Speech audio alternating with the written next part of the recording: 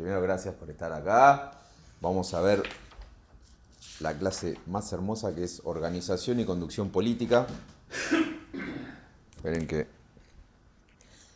lo dejo ahí. Conducción y Organización Política, de la concepción a la acción.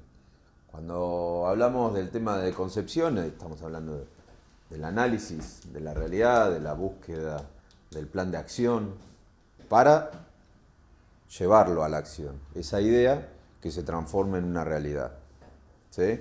Desde la planificación a la acción. Entonces, ahí tenemos dos instancias, una instancia más mental, de análisis, de pensamiento, de planificación, y después la acción, donde ya hay un contacto con la realidad y a veces que nuestras ideas pueden no, o nuestra planificación puede no adecuarse a la realidad y uno tiene que ir, los realizadores tienen que ir adecuando esa concepción, esa idea más abstracta a esa realidad, ¿sí? Por eso, de la concepción a la acción. Hay veces que uno planifica y llega a la realidad, sucede algo, aparecen los imponderables, aparecen diferentes elementos extraños y uno tiene que modificar ese plan de acción y adecuarlo a la realidad y llevarlo a cabo para que se transforme esa idea en un hecho. Vamos a hacer un repaso de la clase anterior con el tema de las 20 verdades del justicialismo peronista, el ADN, nuestro ADN. Nos dice Perón, estas son las 20 verdades del justicialismo peronista, he querido reunirlas así para que cada uno de ustedes las grabe en sus mentes y en sus corazones, ¿sí? Para que se graben en las mentes y en el corazón, que no sea solo una idea, sino que también sea un sentimiento, esas 20 verdades, que no afecte a la cuestión de la concepción, de la inteligencia, sino que también afecte a la sensibilidad que uno tiene, esa idea que tenga una fuerza sentimental, eso que llamamos idea-fuerza, que es una idea que está sustentada por un sentimiento, para que las propalen como un mensaje de amor y de justicia por todas partes, para que vivan felices según ellas y también para que mueran felices en su defensa si fuera necesario. Vivir por ellas y, si es necesario, morir por ellas. Así que esto fue el 17 de octubre de 1950, cuando presenta las 20 verdades, los 20 principios esenciales, el ADN del justicialismo peronista, al pueblo argentino en Plaza de Mayo. Dice, las 20 verdades del justicialismo es el catecismo de los peronistas. Hay que tenerlas siempre a mano, siempre hay que tener las 20 verdades, siempre hay que tenerlas a mano porque ellas nos recuerdan las obligaciones que hemos contraído con el pueblo argentino. Fíjense que acá hay un compromiso para con el pueblo argentino. Eso es lo que nos lleva el ser peronista. El ser peronista no solo es una filosofía de la vida, una filosofía de la acción, sino que también es una misión y un compromiso que uno asume con el pueblo argentino para obtener esa felicidad y esa grandeza que nos indica, nos orienta nuestros grandes objetivos estratégicos, ¿sí? Porque el peronismo busca la felicidad del pueblo y la grandeza nacional como los objetivos estratégicos de máxima, los primeros objetivos. Entonces, dice, nos recuerdan las obligaciones que hemos contraído con el pueblo argentino. Verdad número 20, fíjense que nosotros decimos que en esta tierra lo mejor que tenemos es el pueblo. Por eso trabajamos para el pueblo y con el pueblo. Y para finalizar, de esas 20 verdades que hemos analizado en la clase anterior, Perón sintetiza y dice que somos esas verdades. Somos lo que las 20 verdades dicen, ¿sí? Por eso es el ADN, se plantea como que es el ADN del peronismo. Somos lo que las 20 verdades dicen. No es gritando la vida por Perón como se hace patria, sino manteniendo el credo por el cual luchamos. Muy buena, señor. Tome asiento, descorche. No, tranquilo. Descorche tranquilo, traigan un vaso ahí, o un sacacorcho. Esto se edita. Corte. Vos acordate que está con sitio. Sí. Repito, Interrumpan, pregunten, acoten, sumen. Esto no es una exposición académica, esto es una charla, debate. ¿Ah, esta no era la escuela superior? ¿Eh? ¿Esta no era la escuela superior? No, esta es el jardín del peronismo. Esta es ni escuelita. Yo le digo escuelita como para levantarle un poco el perfil, pero no, esto es maternal, jardín maternal. Esto es el inicio del inicio. Después podrán, los que tienen suerte, ir a la escuela superior. Son lo básico que cada peronista tiene que saber. Hijo de mil, ni hablemos de esa O persona. sea, con eso lo que te quiso decir es que esta es la parte más pura de la educación.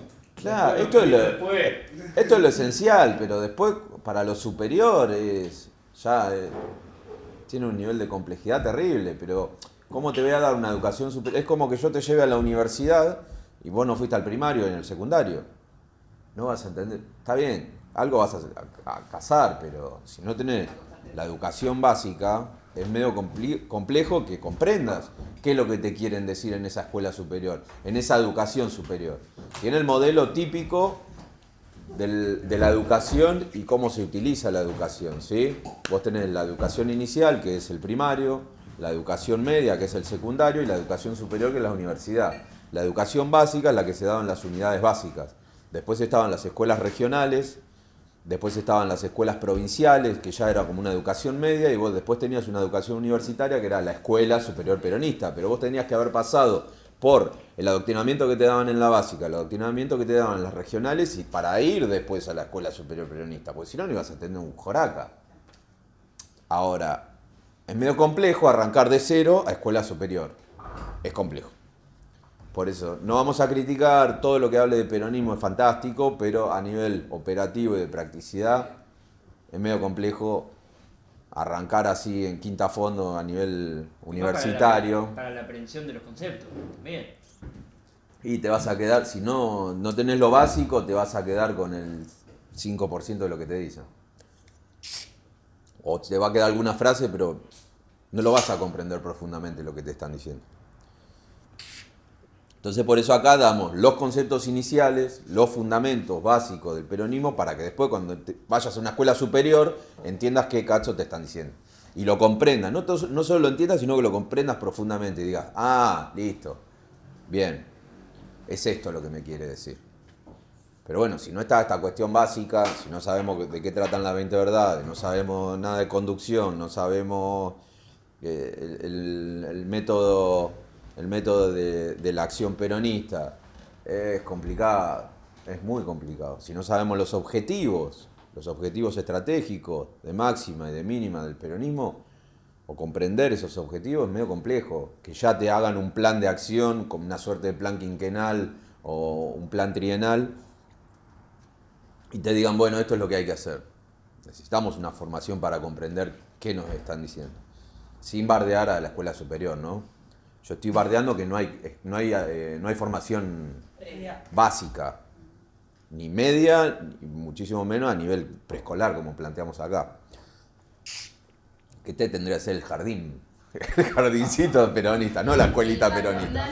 Pero bueno, por eso nosotros acá le decimos la escuelita, siempre es un diminutivo para ser más humilde y ir más a lo básico. Porque si hubiésemos sido pretenciosos y soberbios, le hubiésemos puesto escuela super mega superior de cuadros, ultra peronista, ¿viste? Y es todo muy lindo, pero es una operación onanista intelectual para quedar todos satisfechos y decir, estoy en la escuela superior. Nada más, es un orgasmo intelectual, punto. Pero nosotros lo que tenemos que generar son hombres, varones y mujeres de acción. Para generar varones y mujeres de acción se necesita la formación básica, ¿sí? La comprensión. Acá lo que vamos a ver en conducción y organización es cómo conciliar la cuestión de la concepción con la cuestión de la realización. Vamos a concebir esas dos cosas. Que sirve para la vida misma, cuando uno planifica algo y después lo lleva al operativo, lo lleva a la realidad. Quiere cristalizarlo en un hecho esa idea que tuvo. Pero en la vida misma uno lo hace. No sé, el ejemplo cuando uno entra a la universidad, que planifica y dice, bueno, yo por año voy a poder dar tantos finales, voy a hacer esto, voy a hacer el otro, y después la realidad te lleva puesto, ¿viste?, en un costado, y vos tenés que ir como un artesano, rediseñando ese plan de acción y viendo cómo conciliar lo que vos tenés como ideal o como objetivo con la realidad, con lo que te está proponiendo, ¿no? Porque siempre hay imponderables, siempre hay acontecimientos que uno no los tiene y tiene que ir siempre recalculando y reorientando el medio que uno elige para llegar a esos objetivos. Los objetivos son claros. Si uno va a la universidad se quiere recibir, punto. No es que quiere ser músico en el medio de la universidad, porque ahí se trastocan los objetivos y es todo un quilombo. ¿Quieren ir para este lado? Ah, ¿también? Porque les estoy dando la espalda. Igual puede ser la universidad de música. Sí, pero me refiero... No, pero me refiero... Corte. Sí, tenés razón. Tuve mal de especificar que si vos querés seguir, no especifiqué qué carrera, pero si vos te planteás seguir abogacía y querés ser un músico y cruzás los objetivos, es como que todo un quilombo y no es ni chicha ni limonada a la larga. Claro, te quedás con objetivos secundarios, quizás te encantaría tocar la guitarra, pero el objetivo primario es recibirte de abogado, de lo que sea, de contador. Organización peronista. Clave la organización. Siempre volvemos a la cuestión organicista del pensamiento de Perón. Perón es muy orgánico, ve el cuerpo social como un cuerpo del ser humano, ve una organización como el cuerpo de un ser humano. Ya lo habíamos visto, creo, en la revolución, en la primera clase de revolución, que ve la organización como un cuerpo, con organismos, con células, cada persona es una célula que se conforma en órganos, esos órganos hacen a un todo que es el organismo, y todos los órganos y todas las células tienen que actuar en función del organismo, del todo, ¿sí? Las partes no se pueden pelear entre ellas, tienen que actuar en consecuencia del objetivo máximo que es el todo, que es ese organismo. Pero siempre planificado, siempre de manera organizada, porque, como decía Perón en su gran apotegma, solo la organización vence al tiempo, ¿sí? Solo la organización vence al tiempo. La organización material, la organización espiritual, pero solamente la organización vence al tiempo. Las personas mueren, pero las organizaciones no. Buenas.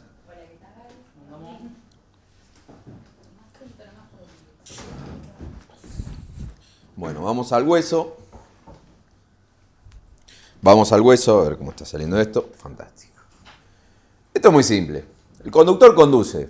Es como el conductor de un bondi. Conduce. Está el conductor y los conducidos, ¿sí? El conductor guía. Esto no es una conducción militar que es a través de órdenes, esto es una conducción política que es a través de persuasión.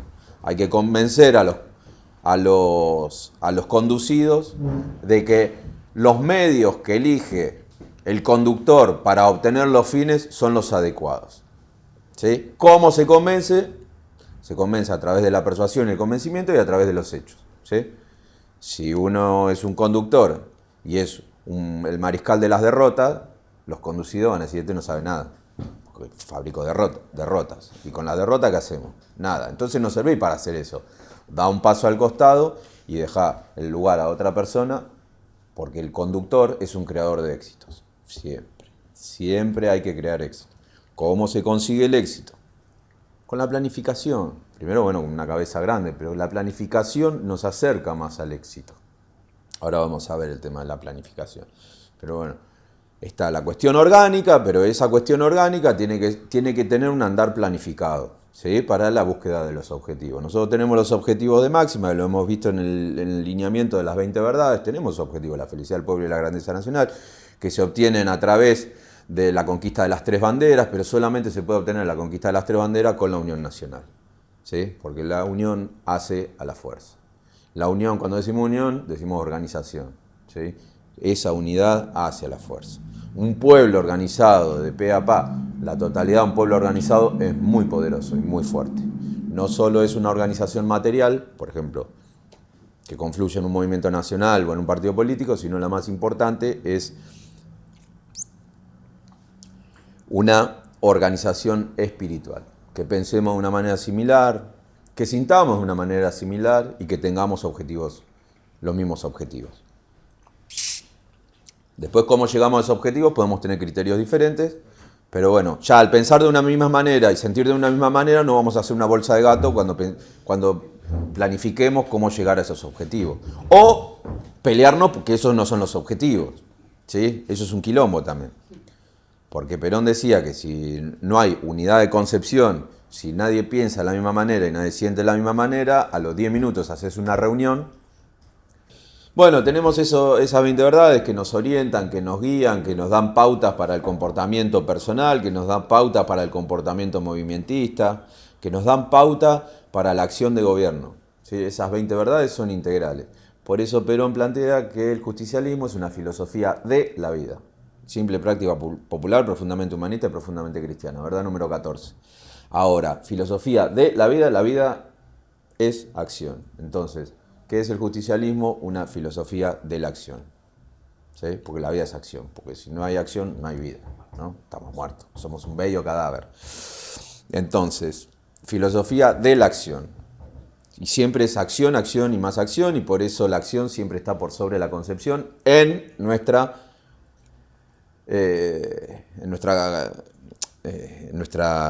pensamiento, en nuestra ideología. Siempre la concepción está siempre la acción está por sobre la concepción.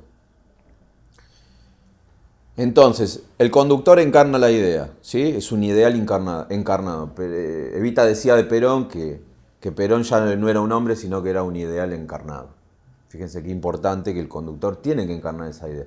Porque si no encarna esa idea, no existen los 17 de octubre, no existen estas cuestiones místicas, esos procesos místicos, esos hechos que vos decís, pero ¿cómo Joraca se explica? ¿Sí? Porque existe mucha gente que escribe libros con el tema de la resistencia, y dice, pero la resistencia es un hecho histórico.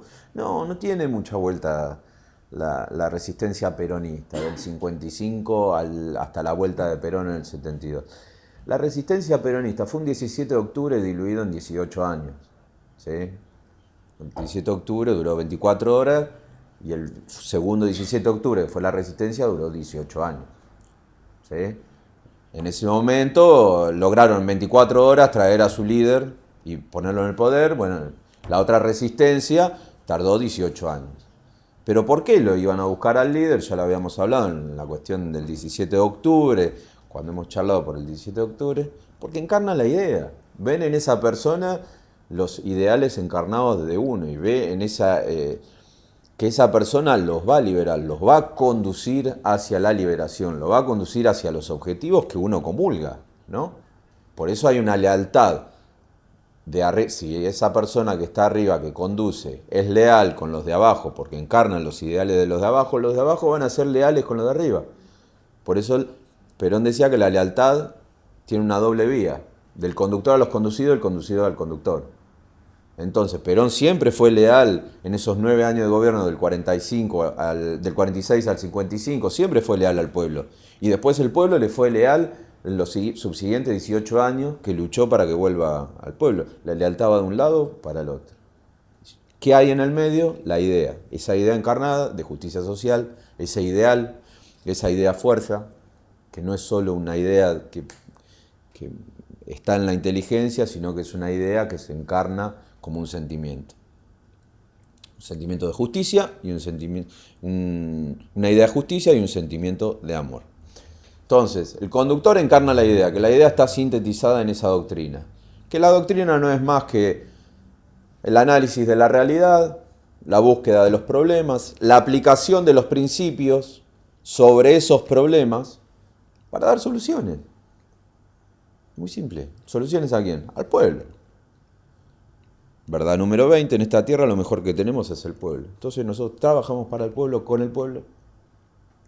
Entonces, buscamos con esa doctrina en la realidad los problemas. Cuando tenemos un buen análisis, encontramos la raíz profunda de los problemas, aplicamos nuestras verdades, ¿sí? Nuestras 20 verdades esenciales, después está la doctrina nacional, que son como 120 verdades más, algunas se pueden ir modificando, para darle soluciones a esos problemas. ¿Y cómo le damos soluciones? ¿Con palabras, con libros, con cosas? No, con hechos. Porque Perón decía, al pueblo solo se llega a través de los hechos, no de las palabras. Las palabras son muy lindas, pero lo único tangible, lo único real, la única verdad es la realidad. ¿Sí? Entonces, para transferir esa verdad, la verdad de tus ideas, las 20 verdades, para justificar de que estas 20 verdades, de que estos 20 principios son verdades, tenemos que generar hechos basados en estas 20 verdades. Entonces la gente se va a dar cuenta de que sí son realmente verdades. Porque si todo esto fuese una mentira, no operaría en la realidad. ¿Sí?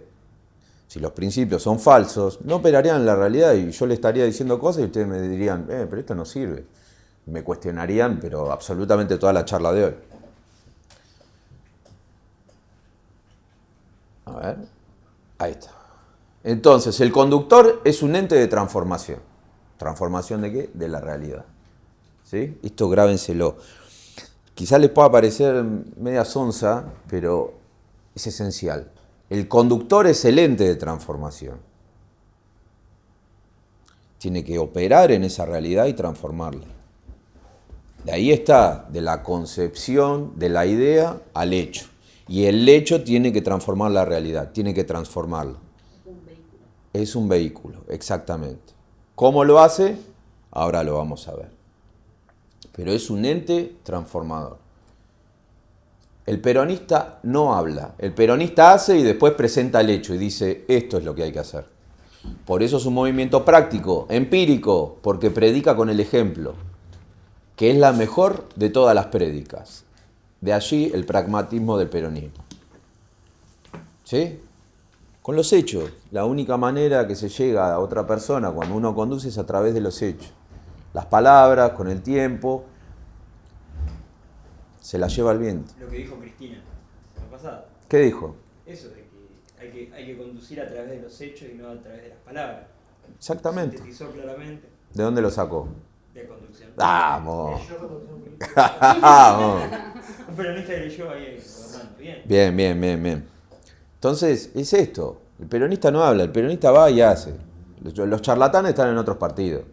Esos jetones que hablan de la revolución y nunca hicieron ni cerca estuvieron de una revolución. Entonces, ese conductor que encarna la idea necesita una organización, que es el instrumento para la acción. ¿Cómo Joraca va a operar un conductor sobre la realidad? ¿Cómo va a transformar la realidad de un país solo? O con dos personas. No, necesita un instrumento. En el caso de Perón, su instrumento era el movimiento nacional, que era el pueblo civilmente organizado. Perón lo denominaba al movimiento peronista como un ejército civil. Porque Perón decía que los principios de conducción militar eran muy similares a los principios de la conducción política. Por eso tenés el ejército militar y Perón planteaba que este era el ejército civil, en el cual el medio de lucha es a través de la política y se conduce a través de la persuasión, no a través de las órdenes.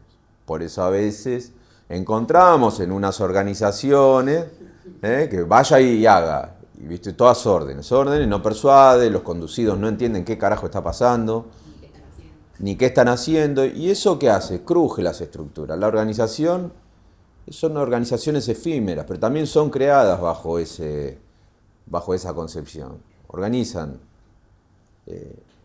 esos agrupamientos efímeros. ¿Por qué le sirve al caudillo organizar cosas que se diluyan, que no tengan fuerza, que no tengan cuerpo? Porque un buen conductor, si hace una buena organización, lo que genera es una herramienta que tiene fuerza en sí misma.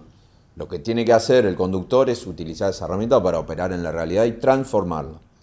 ¿Sí? Por eso es muy importante la organización. Estamos hablando acá de Perón y un pueblo, pero también desde un conductor político, regional, local. Necesita una organización. Si no, ¿qué va a cambiar? Nada. ¿Qué fuerza va a tener? Entonces, organizar un movimiento político es crear la herramienta que el conductor de este necesita para realizar un trabajo. Es lo mismo que un individuo que tiene que hacer una casa. Lo primero que necesita son las herramientas y el material. Después construye la casa. No tiene mucha vuelta esto. Pero bueno, es la herramienta. Y Perón, vamos a llevarlo a algo más complejo, dice, cuando uno está en el gobierno, el poder es un fierro caliente.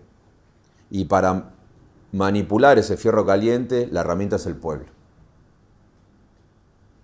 Sin el pueblo, ese fierro caliente no lo podés agarrar. Entonces, la organización, instrumento para la acción, ¿sí? La organización, que es ese organismo, esa cuestión orgánica que estuvimos planteando, tiene un alma, que es la doctrina y los principios, y un cuerpo, gobierno, Estado y pueblo organizado. Esto ya hablando de un país, ¿no? La cuestión material, que es el gobierno, Estado y pueblo organizado, que ese cuerpo es la comunidad organizada. Pero el alma, lo que genera esa unidad de concepción, lo que genera esa unidad de acción, lo que genera esa armonía, lo que genera esa concordia, es la doctrina y los principios, porque comulgamos las mismas ideas, comulgamos los mismos sentimientos y tenemos los mismos objetivos. Trabajamos para los mismos objetivos.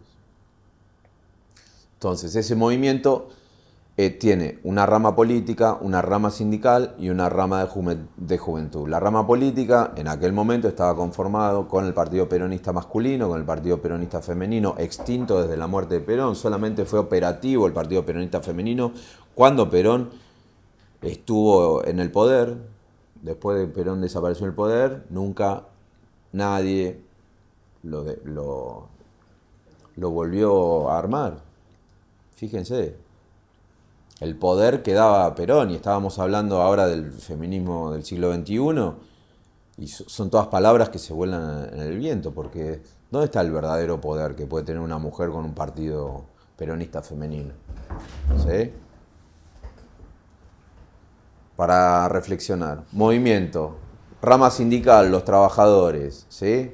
CGT, la Confederación General del Trabajo, la Confederación General de Profesionales, la Confederación General Económica de los Empresarios, la Confederación General Universitaria de los Universitarios, la UES, y seguimos, y seguimos, y seguimos. El pueblo libremente organizado, las organizaciones libres del pueblo, la rama sindical. Por eso a veces Perón hablaba de lo que quería conformar en el pueblo libremente organizado, era un Estado sindical. Vos tenías el Estado político con el gobierno que conducía ese estado político, y un pueblo, ponele, autogobernado o conducido por un conductor con sus organizaciones, que conformaba un Estado sindical. ¿Sí? Y llegó hasta la locura de que los legisladores eran elegidos por la vía política a través de los partidos políticos, y llegaban los legisladores a través por la vía sindical. ¿Sí? Había elecciones sindicales, era como un doble voto. Entonces llegaban representantes de las organizaciones libres del pueblo y llegaban también representantes de los partidos políticos. Y bueno, y la rama juventud, que en los 70 tuvo una preponderancia y una importancia total. Ese movimiento tiene unos principios, que es la unidad, solidaridad y organización. 3 principios que en general no se cumplen. Se olvidan. Ha existido esa organización, Unidos, Organizados y Solidarios, que bueno, no siempre funcionó esos 3 principios, porque yo estuve ahí y no siempre funcionaba. Pero bueno, a veces como nombre, que está buenísimo, unidad, solidaridad y organización, pero a las palabras se las lleva el viento, y lo mejor es verlo en los hechos, que seamos unidos, solidarios y organizados. Entonces, la solidaridad aglutinante. Las organizaciones, como se trata de asociaciones, no son permanentes si no se les pone un aglutinante. Es como los ladrillos, no se unen sin un cemento intermedio. Hay que cementar y hacer fraguar ese cemento para que se unan indestructiblemente. La solidaridad social es el cemento que consolida la organización. Para llegar a la solidaridad social, primero lo que hay que tener es una conciencia social. ¿Cómo se logra una conciencia social? Cuando estamos hablando de conciencia, estamos hablando de una operación de la inteligencia, ¿no? Cuando hablamos de solidaridad, ya estamos hablando de una cuestión más sentimental, de amor al prójimo, de amor a la comunidad. Pero bueno, primero hay una operación de la inteligencia que actúa. Pero ¿cómo se llega? A través de las ideas, a través de los principios, a través de la persuasión, de la toma de conciencia. Primero, de la conciencia de la dignidad de cada uno. Segundo, de la conciencia de la dignidad del otro, que existe y que hay un otro. ¿Sí? No es un individuo como a veces escuchamos, pero esto me lo gané yo, pero esto lo gané con el sudor de mi frente, pero a mí nadie me regaló nada. Es una visión completamente individualista, porque existe una comunidad alrededor, es el hombre y su circunstancia. Ortega y Gasset, es el hombre y su circunstancia. No estamos aislados del mundo. ¿sí? Conformamos una comunidad, somos seres sociales, tenemos una individualidad, obviamente, tenemos una identidad biológica, una identidad espiritual, una individualidad, pero no estamos solos, nos llegamos por... ¿Cuántas luchas tuvieron que pasar un montón de compañeros para que nosotros podamos ganarnos dignamente lo que tenemos? Digamos, Efectivamente, pero a veces uno escucha esto de, esto me lo gané yo laburando y todo. Sí, pero ¿cuánta gente murió para que tus derechos? ¿Cómo fueron ganados? Claro, pero ¿cuánta gente murió para que vos tengas esos derechos? ¿Cuánta gente murió para que vos cobres el aguinaldo? Esa es la toma de conciencia. Hubo gente que se sacrificó y que dejó su vida en el pasado para que vos tengas tus derechos y tus dignidades y que sean realidad efectiva. Ahora hablamos de los derechos del trabajador y es algo re normal. Sí, claro, sí, es normal. Pero en otra época los derechos del trabajador no existían. Hoy hablamos de los sindicatos y te dicen, sí, pero es re normal los sindicatos. Como diciendo que no inventaste nada. Pero antes del 43 eran asociaciones ilícitas los sindicatos. Era como un grupo mafioso. Y los jueces metían en cana a los sindicalistas por asociación ilícita. Esa era la figura, la figura legal por la cual los metían en cana. Es un disparate. ¿Y qué hace Perón? Los legaliza. Legaliza a los sindicatos. Fíjense a qué nivel. Que hoy parecería una locura, ¿no? Pero en aquel momento legaliza a los sindicatos. Reconocimiento constitucional. Claro. Después participación, vos lo mencionaste anteriormente, le da participación en los parlamentos, en Una la locura. toma de decisiones, Ya, en las embajadas. Claro, con los agregados obreros, y habla hasta de un estado sindical, fuertísimo, un estado sindical, que son esas organizaciones libres del pueblo, el pueblo asociado, porque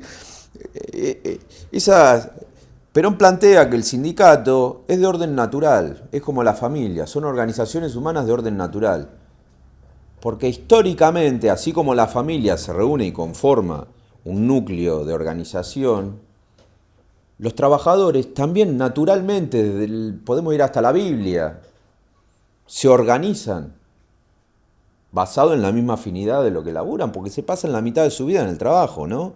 Ya prácticamente el trabajo se le transforma a veces algunos en una primera casa, algunos en una segunda casa, pero sus compañeros de trabajo son como una familia. Entonces Perón plantea que para el justicialismo, el sindicalismo es una organización de orden natural y hay que defenderla.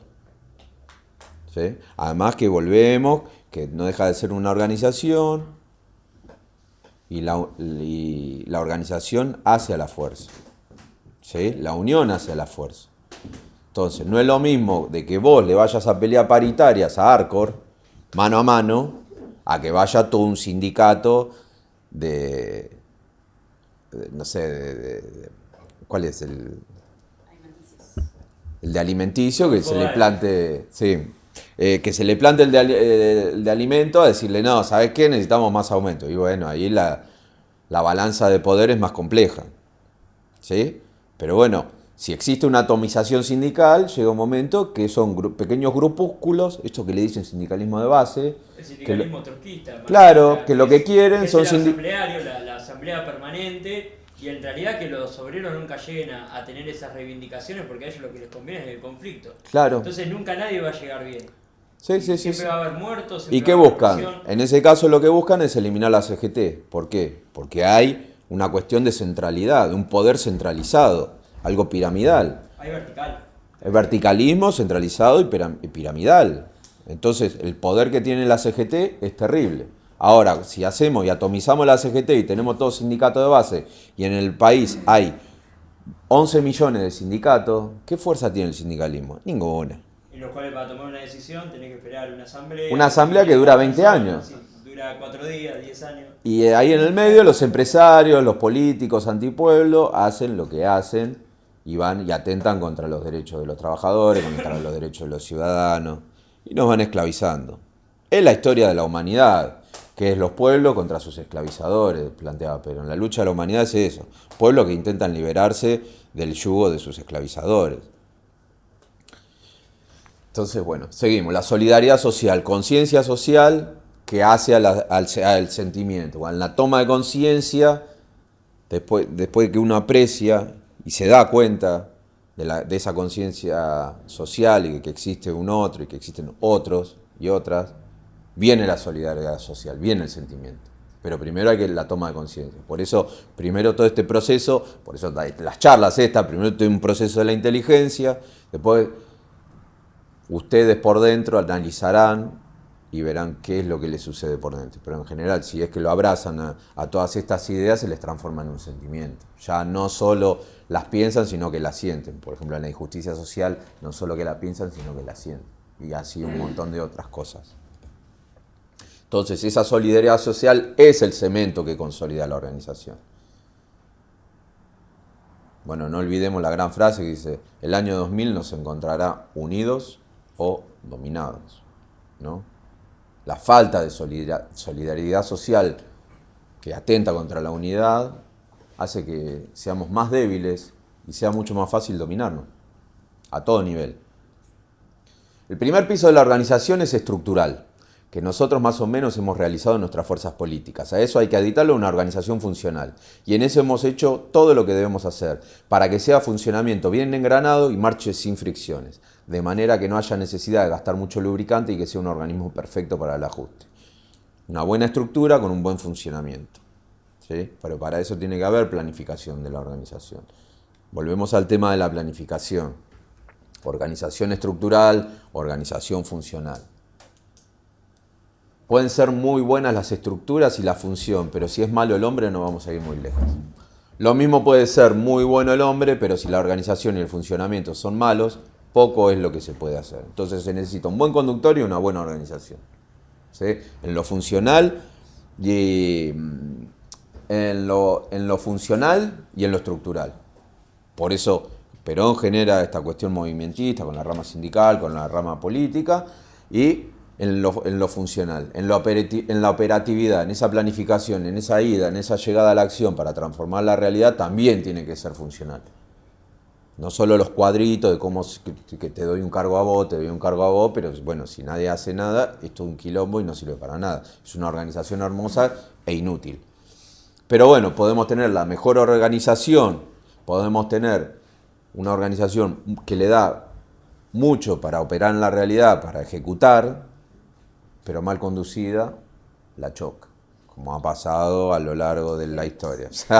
No nos metamos en detalles, ¿sí? Pero la más importante es la frase que decía Perón: los organismos, las organizaciones, como los pescados, se empiezan a pudrir por la cabeza. Malas cabezas pudren todas las organizaciones, sea buena o sea mala. Entonces, la base de la organización tenemos dos: una organización material y una organización espiritual. ¿Qué hace a qué? Que hace a la organización estructural, esa que planteamos, y a la organización funcional, ¿sí? Porque para que funcione esa organización tiene que haber unidad de acción. Entonces, necesitamos una buena organización, como esos engranajes que no se choquen, que no armar 7 organismos para hacer la misma cosa, y entre los 7 se pelean por la misma cosa, que suele pasar, ¿no?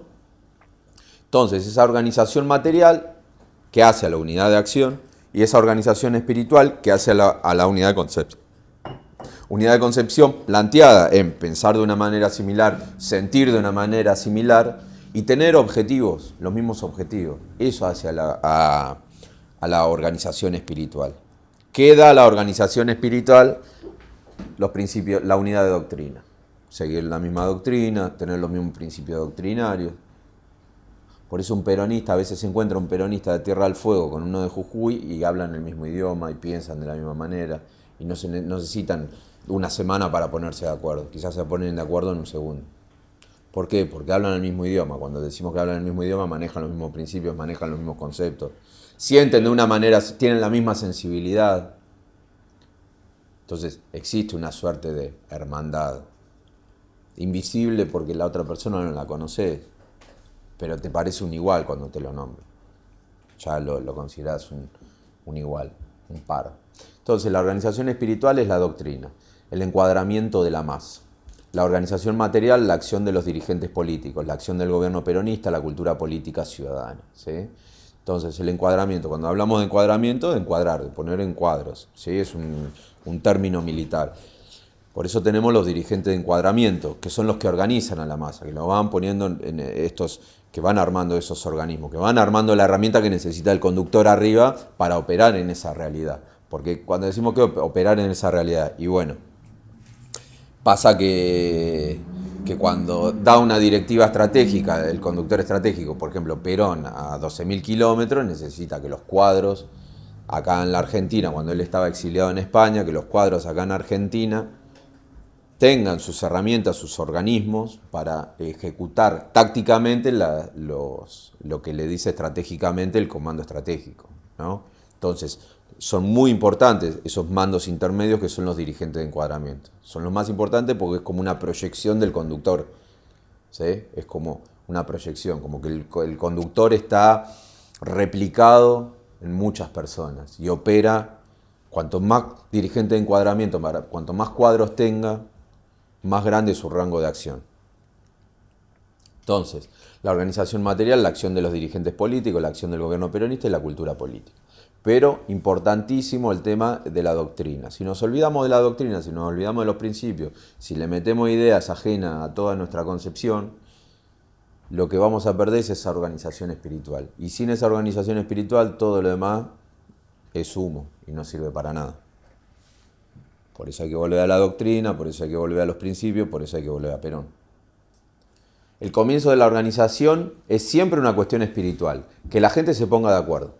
Piense de una misma manera y tenga objetivos comunes. Esto es lo que nosotros hemos llamado adoctrinamiento. No es lavado de cerebro.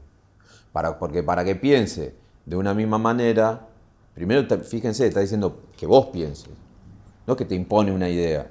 No, pensá lo que te estoy diciendo, analizalo, masticalo, para que esa idea, si vos la tomás como una verdad, te la apropies y se haga sentimiento, ¿sí? Porque cuando uno toma como propia una idea, se le hace sentimiento, ¿sí? Se le encarna en un lugar mucho más profundo.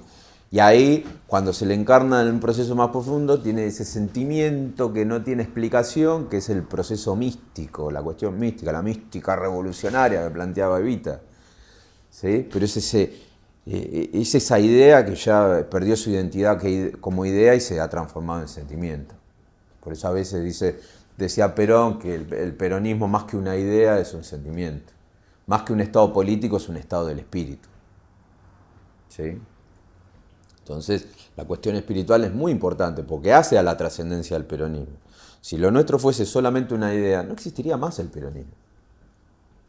Porque esa idea está sustentada por un sentimiento de justicia social, un sentimiento de igualdad, de amor al prójimo, de valores cristianos, humanistas. Es ese sentimiento que nos va empujando hacia adelante y nos proyecta. Sustentado por ideas, obviamente. Pero es el sentimiento el que le da el empuje. O si no, ¿cómo? ¿Te puedo pedir un mate más? Gracias. Si no, a veces es inexplicable qué es lo que la movía a Evita a hacer lo que hizo. Una idea. No, era algo muchísimo más profundo que hasta quemó su vida en ese proyecto. Había algo mucho más profundo, algo místico que la empujaba a pesar de su salud, a pesar de su vida, que se la llevó y quemó su vida en esa batalla. Perón decía, yo puse todo mi empeño, mi inteligencia y bueno, mi capacidad para construir un destino para los argentinos y Evita era el destino de ese. Claro. Sí. Seguimos. Principio de la organización, simple, objetiva, estable y perfectible. Simple, objetiva, estable y perfectible. Simple, objetiva, estable y perfectible. Esto les puede servir para cualquier cosa. No, ni para la política. Lo pueden, no sé, quieren ponerse un kiosco y bueno, para organizar todo el asunto tiene que ser simple, objetivo, estable y perfectible. ¿Quieren hacer un equipo de fútbol? Simple, objetivo, estable y perfectible. Son los 4 principios de la organización. Política no, de la organización humana. Porque el trasfondo de todo, de lo político, de lo económico y de lo social es humano. Somos profundamente humanistas, ¿sí? Profundamente cristianos. Todo el trasfondo de esto que estamos hablando de la política, del sindicalismo, tiene un trasfondo humano, que nosotros le damos mucha bolilla, ¿sí? Por eso hablamos de la cuestión espiritual, de lo sentimental. Principio de simplicidad. Crear un organismo complicado hace que no cumpla con su finalidad y al final termina complicando la realización del objetivo determinado. A todos nos debe haber pasado, ¿no? La organización debe ser un instrumento eficaz. y beneficiar la realización de un objetivo. No debe ser un estorbo. ¿Sí? A veces se burocratiza, a veces se enquista, a veces es poco dinámico y es un estorbo para la búsqueda de los objetivos. Al ser simple, su funcionamiento es eficaz. Además, todos los integrantes de la organización logran comprender el funcionamiento del mismo. Está bueno a veces estar en una organización y saber cómo funciona. Yo me he cansado de estar en organizaciones y nunca entendí cómo carajo funcionaban. Andaban, pero vos no sabías qué estaba pasando. Cuando Eso es un entendías quilombo. algo, cuando entendías algo, después Ya te cagaron. otra cosa. No, ya estabas reencartuchado. Ya te habían cagado, estabas encartuchado. Ahora dejamos Te de utilizaron, ya firmaron los contratos, Ahora se fueron. dejamos de ser simple y efectivo y pasamos a ser muy perfectibles, como estamos últimamente. Sí. Y no, cuando te das cuenta cómo funciona, ya te cagaron. Transaron un par de contratos, los que te llamaron, todo. O pasa, viste, que decís, Me ha pasado. Cuando te das cuenta de cómo funciona, te está yendo ya. Sí, no, te pegaron una patada en el culo, olvídate. Te garcaron. Pero era así. Te garcaron. Pero claro, bueno, ese caos y anarquía hace que vos no te des cuenta qué está pasando. ¿Le sirve? A algunas personas les sirve. Entonces, cuando vos caes en una organización que no cumple con el principio de la simplicidad, es porque te van a cagar. Olvídate. O son muy inútiles, que no les da la cabeza, o te van a cagar. Lo peor es cuando lo olfateas, ¿no? Y sabés que te van a cagar igual. Olvídate. A veces te quedás porque, bueno, quizás hay alguna conveniencia, pero en general te cagan. Te cagan. Hijo de puta, te hacen la encartuchada, te dicen, vení, vamos a comer empanada. ¿Sabés de lo que hablo, no? Sí. Cuando te diste cuenta, ya cerraron con Vamos a hacer una pizza, te dicen. Cerraron, no, estaba hablando porque ella sabe. Cerraron con contratos, todo, y vos te quedaste en el aire. El local desapareció, ya no sabes más. Bravo. No, todo muy bravo. No, y lo peor es cuando te cierran con la foto, esa es la mejor de todas. Y te sacás una foto y te dicen, O es la encartuchada, la superior encartuchator esa. Qué hijo de mi gente mala. Sí, este milita para mí. Sacan la foto, este milita para mí. Y vos quedaste. Es el encartuchado 2.0.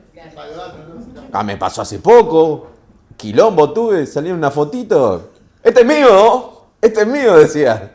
Qué quilombo se me armó. No, porque ahora me escondo, no puedo salir en ninguna foto. Hay que hacer la de la B en la cara. No, es una locura. Yo hago eso. Y después los dirigentes diciendo, este es mío, este también lo tengo para mí, este me pertenece. ¡Qué hijo de mil!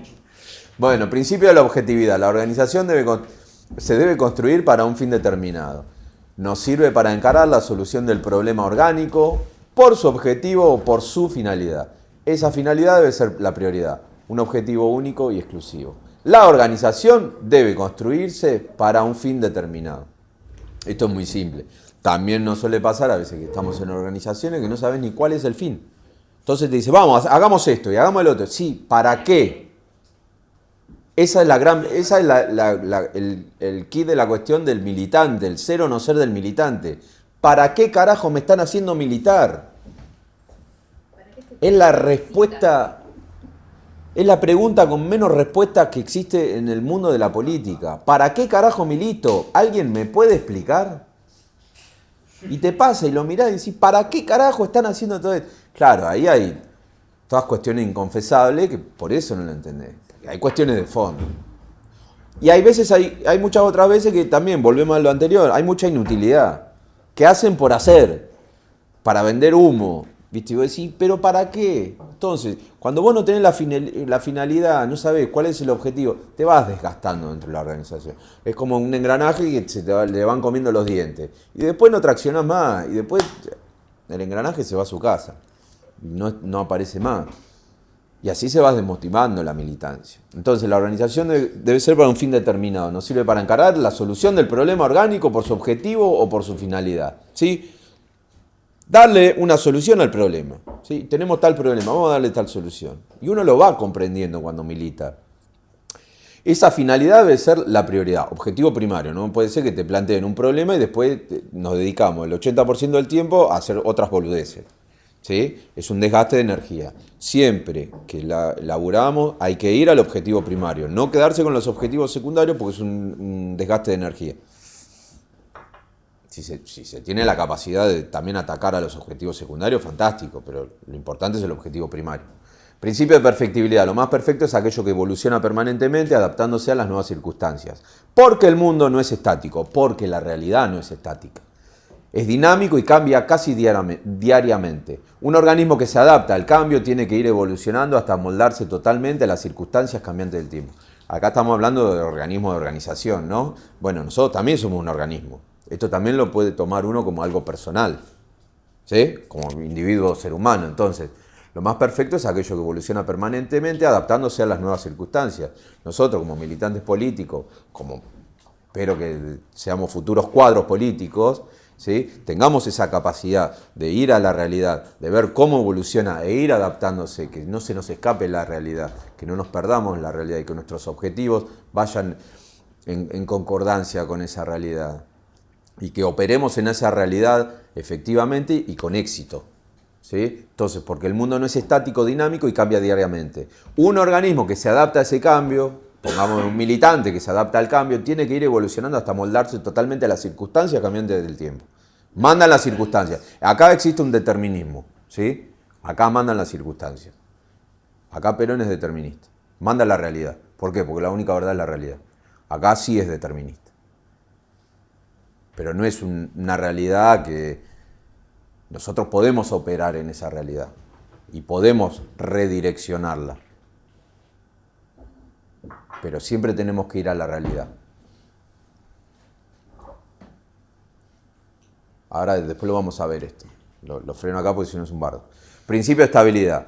Para esta evolución permanente no nos debe llevar a que empecemos todos los días algo nuevo. Y por ello es lo que está el cuarto principio, la estabilidad. Tampoco debe obstaculizarse la evolución racional en pro de la estabilidad. Porque de estancarse la evolución se llegaría a matar la organización por envejecimiento natural o en su propio desempeño. ¿Sí? Bueno, esto suele pasar cuando hablamos de estancamiento, que acá no lo dice cosas, pero también el tema del trasvasamiento generacional, cuando se enquistan los dirigentes y no hay un recambio generacional y se pierde ese espíritu juvenil dentro de la organización. No hay nuevos aires dentro de la organización. Se estanca y cuando un organismo se estanca, se muere. Porque va perdiendo vida. Porque va perdiendo vida. ¿Sí? Entonces, esa evolución racional, ojo, es pensada, no es una evolución al voleo, racional, en pro de la estabilidad. Y después, bueno, suele suceder también en las organizaciones y también a veces en unos espacios políticos que cambian de nombre, que cambian de colores, que cambian de logo, que cambian. Hay un espacio político que cambia, y vos decís, pero ¿cuál es la identidad que estás planteando? Es un camaleón. Entonces dicen, no, porque ahora la onda es utilizar el color azul. Vamos con el color azul. Y no, y el diseño. Entonces, bueno, eso también, esto de generar todos los días algo nuevo, también existe una licuación de la identidad. Si es un organismo que cambia permanentemente, ¿cuándo te vas a apropiar de la identidad de la organización? Si es un cambio permanente. Cuando la sentís propia también. Claro, pero es muy difícil apropiarse de la organización si está en permanente cambio. Por eso el centro cultural tiene el mismo logo hace un montón de tiempo. Bueno, clave. Bueno, yo soy re fan de los logos, de los escudos y todo eso. Es clave. Ahí hay una apropiación terrible con el tema de la identidad. Es muy importante, los nombres y los logos. Bueno, dos tipos de organización, organización divergente y convergente. ¿Se abre o se cierra? Organización divergente es disociativa, división del organismo, inorgánico, sin conductores ni cuadros. Siguen a círculo y caudillo. Organización convergente es convergente, une al organismo orgánico, con conductor y cuadros, siguen una doctrina. Convergen en un objetivo. La divergente es un caos. Hay miles de objetivos, no hay estabilidad, no hay simplicidad, no hay organización. Entonces vos no sabes para dónde dispara esa anárquica, ¿sí? Disociativa. En general está asociado a círculos de poder, élites de poder, oligarquías políticas, oligarquías de otro tipo o caudillos. En toda organización humana hay hombres que trabajan para los demás y hombres que trabajan solo para ellos. Los que trabajan para los demás son los que unen. Los que trabajan para ellos mismos son los que separan. Ahí está lo de la convergencia y divergencia. Se genera porque volvemos a lo que hablábamos hace un rato. Las organizaciones, como los peces, se empiezan a pudrir por la cabeza. Entonces, si vos tenés conductores y tenés cuadros que trabajan solo para ellos, empieza a pudrir la organización, por más perfecta que sea. En cambio, si están conducidas y están integradas por hombres que trabajan en pos de la organización, ahí se genera la unidad, se genera la cohesión. Porque volvemos al tema de la solidaridad social, la cuestión solidaria dentro de la organización. Eso genera la unidad, eso genera la cohesión de la organización. Entonces, salimos de ese espectro disociativo y vamos más al tema de la unión. Elementos de la organización. Dos partes inertes y una parte vital. Los elementos de la organización es estructura orgánica, que es la organización estructural. La organización funcional, que esto es lo que estábamos viendo hoy, es el funcionamiento orgánico de esa... Pero esto es algo teórico, ¿no? ¿Qué es lo vital? El hombre. Es el que pone en marcha las dos cosas. Entonces, ¿cuál es el elemento que nosotros le tenemos que dar más bolilla?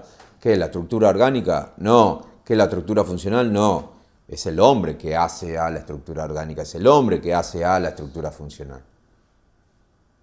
A eso le tenemos que dar bolilla.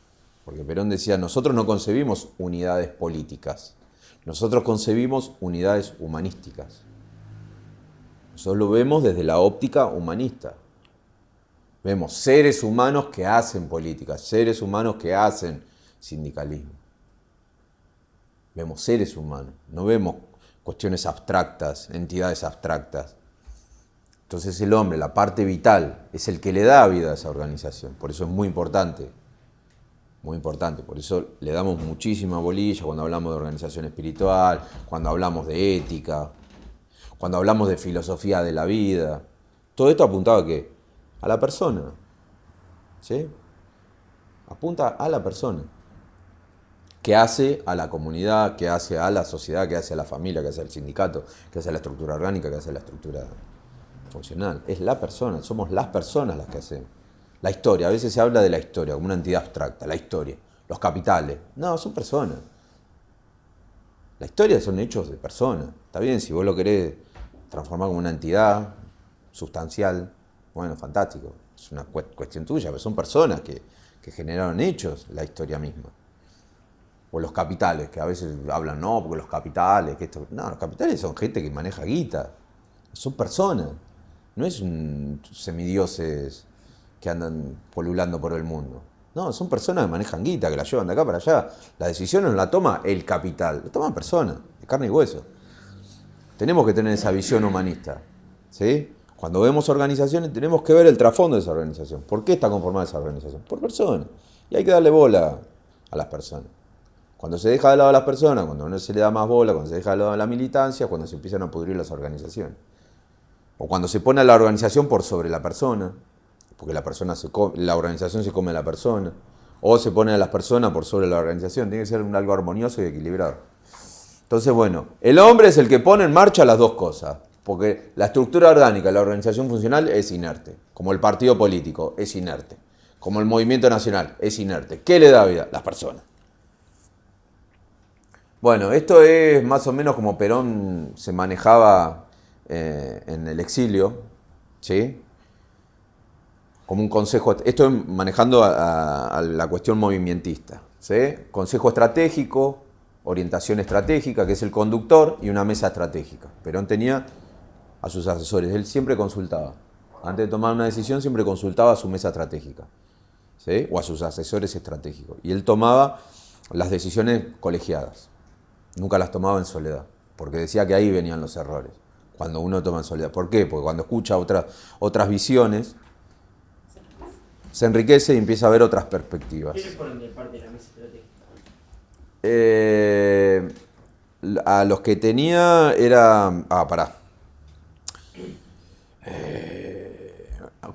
Antonio. Acá, ¿quién más tenía? Jerónimo Remorino. Un oligarca de primera categoría, un ex oligarca, y un par más. Tenía como asesores que iban que él iba y les consultaba las decisiones. Lo que pasa es que él nunca dijo, a muy pocos nombró de quiénes eran esos consejeros. A Remorino, que Remorino era como el nexo en la Argentina con la oligarquía. Pero Remorino fue el más peronista.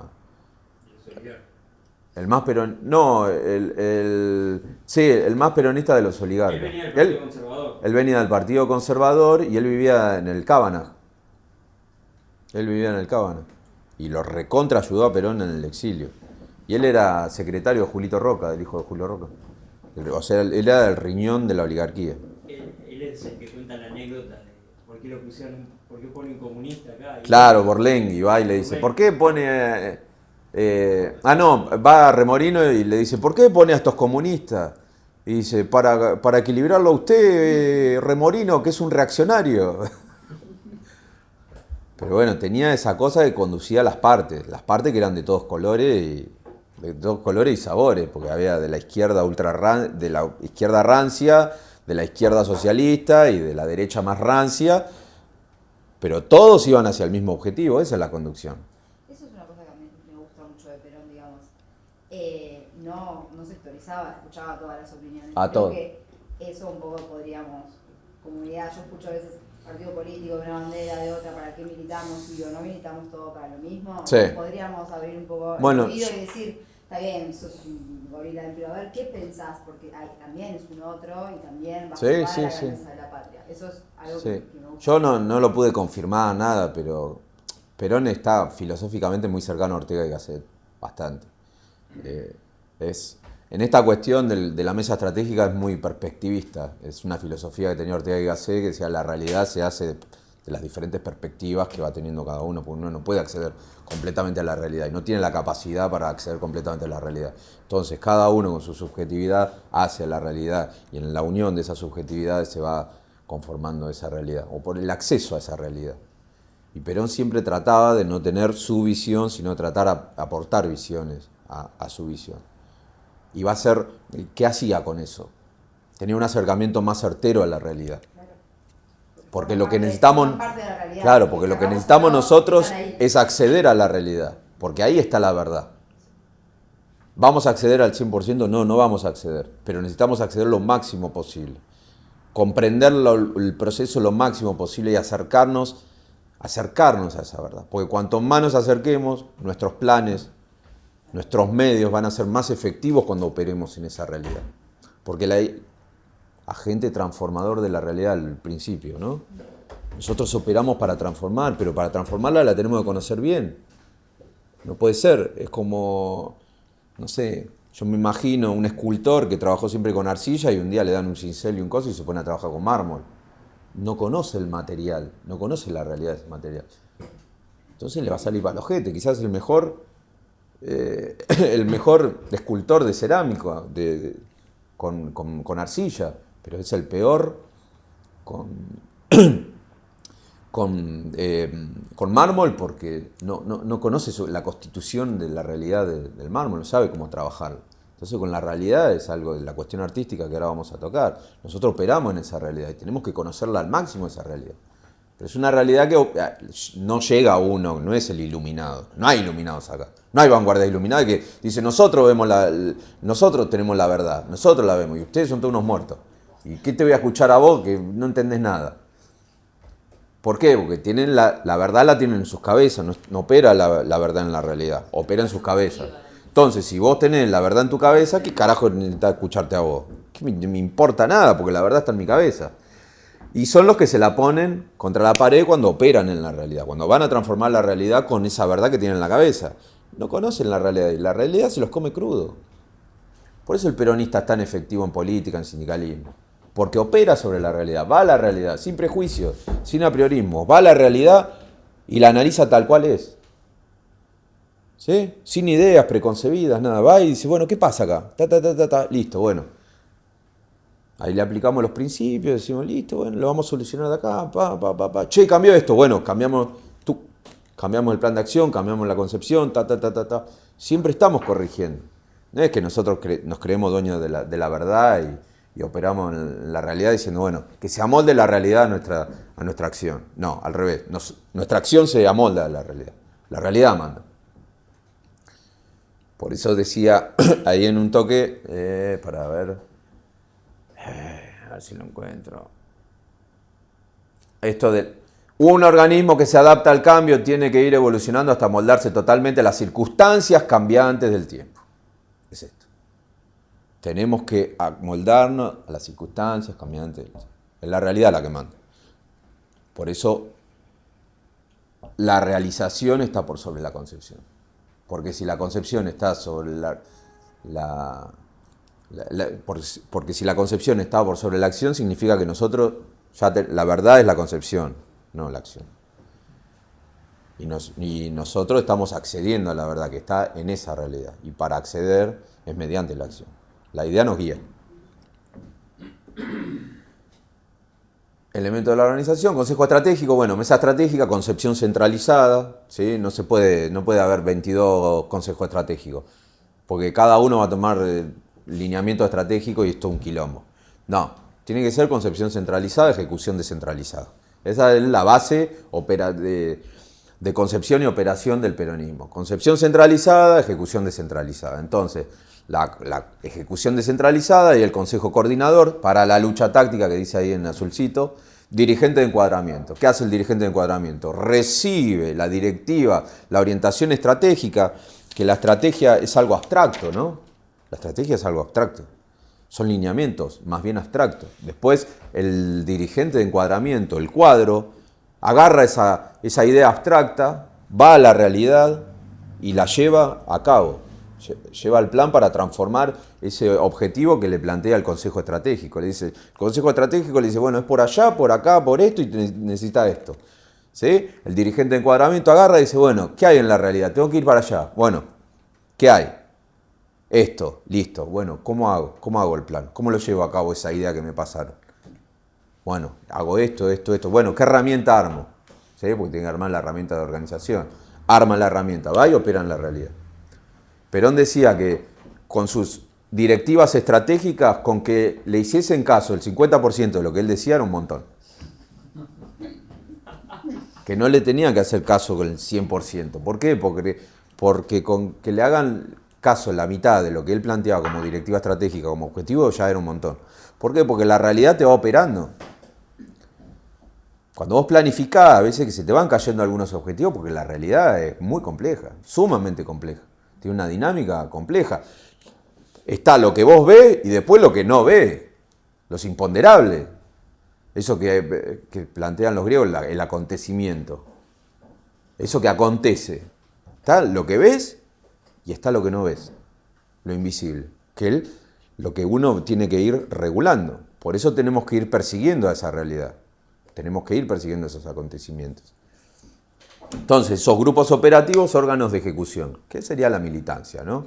La militancia y todo el dispositivo de la rama sindical, la rama política, la rama juvenil, ¿sí? Todos esos que militan, que caen en la realidad, que operan en la realidad, que son elementos, que son la herramienta de los dirigentes de encuadramiento, los militantes. El militante es la herramienta para transformar la realidad. Y ahí está la ejecución descentralizada. Concepción centralizada, ejecución descentralizada. La estrategia es buscar caminos que permitan, con lo que tengo, medios, alcanzar el objetivo requerido, fines, sorteando las dificultades que esto impone, riesgos. Vamos de nuevo, la estrategia es buscar caminos que permitan, con lo que tengo, medios, alcanzar el objetivo requerido, fines, esto sería los objetivos requeridos por el Consejo Estratégico. Uno tiene que ver y decir, bueno, ¿qué es lo que tengo? ¿Con qué medios dispongo? Bueno, ¿cuáles son los objetivos? Bueno, sorteando las dificultades que esto impone. Riesgo, ¿en dónde? En la realidad. Por eso, cuanto mayor apreciación tenés vos de la realidad, cuanto más penetres en esa realidad, menor van a ser los riesgos. Y va a ser mucho más fácil sortear esas dificultades. Y cuanto mayor cantidad de medios tengas, mejor. Si tenés una buena herramienta, 10.000 veces mejor. Porque las organizaciones son todas buenas hasta que interviene el hombre, dice Perón, con todas sus virtudes y con todos sus defectos. Con algunas virtudes las mejora y con los defectos las destruye, porque interviene el individuo. Intervienen sus pasiones, ojo con esta, intervienen sus propios pensamientos, sus intereses personales, e intervienen, en fin, un sinnúmero de cosas que desvían naturalmente a los hombres de sus funciones específicas y de su función específica orgánica. Lo que nosotros debemos hacer es crear una organización que funcione y funcione bien a pesar de nosotros. Es magnífico, es magnífico. Entonces, acá yo quería rescatar cuestiones humanas, que es muy común, que uno ve en política, el tema de las pasiones, el tema de sus propios pensamientos, o sea, esa concepción individual, sus intereses personales, un sinnúmero de cosas que desvían naturalmente a los hombres de sus funciones específicas, esos objetivos de organización, ¿sí? Cuando el hombre pone la cuestión individual por sobre lo colectivo, ahí se empieza a pudrir todo esto, ¿sí? Perón decía que el que se enoja en política es porque está metiendo cosas personales.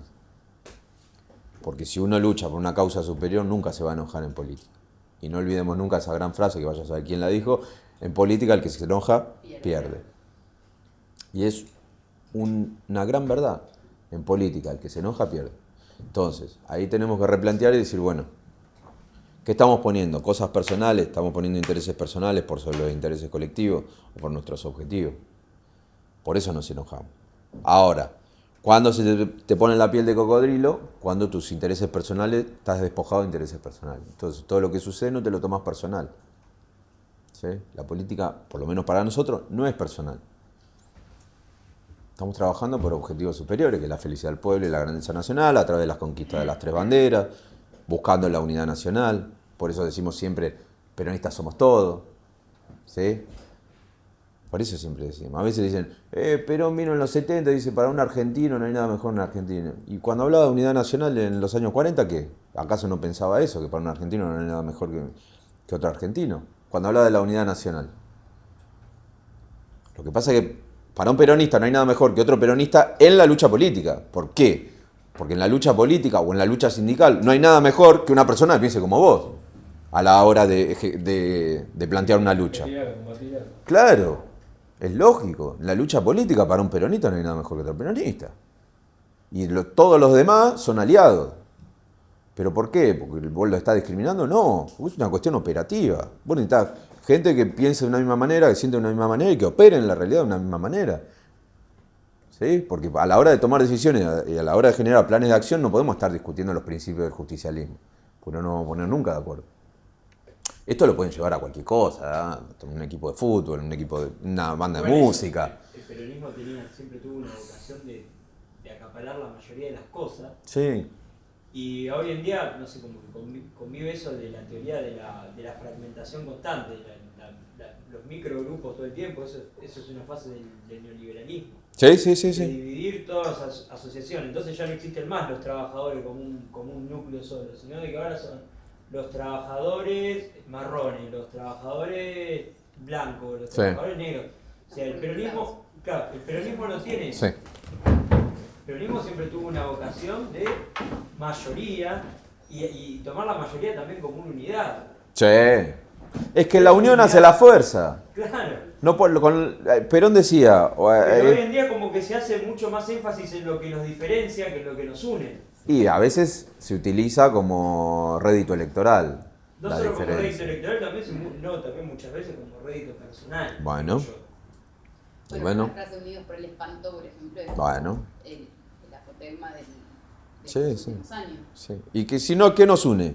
Si no le damos ni pelota a la doctrina ni a los principios, ¿qué nos va a unir? El espanto que a Macri. Ahora, el día que no esté Macri, ¿qué nos va a unir? Nada, nos vamos a cagar a tiro entre nosotros. Somos una bolsa de gato. Es así. Entonces, bueno, ¿estamos organizando en modo peronista? No. ¿Se está adoctrinando? No. Entonces esta organización tiene fecha de caducidad, este Frente de Todos. Tiene fecha de caducidad. Que es el día que nos vaya mal en las elecciones. Nos vamos a atomizar en 100 millones de espacios. ¿Por qué? Porque no nos une nada. Más que el espanto. Seguimos.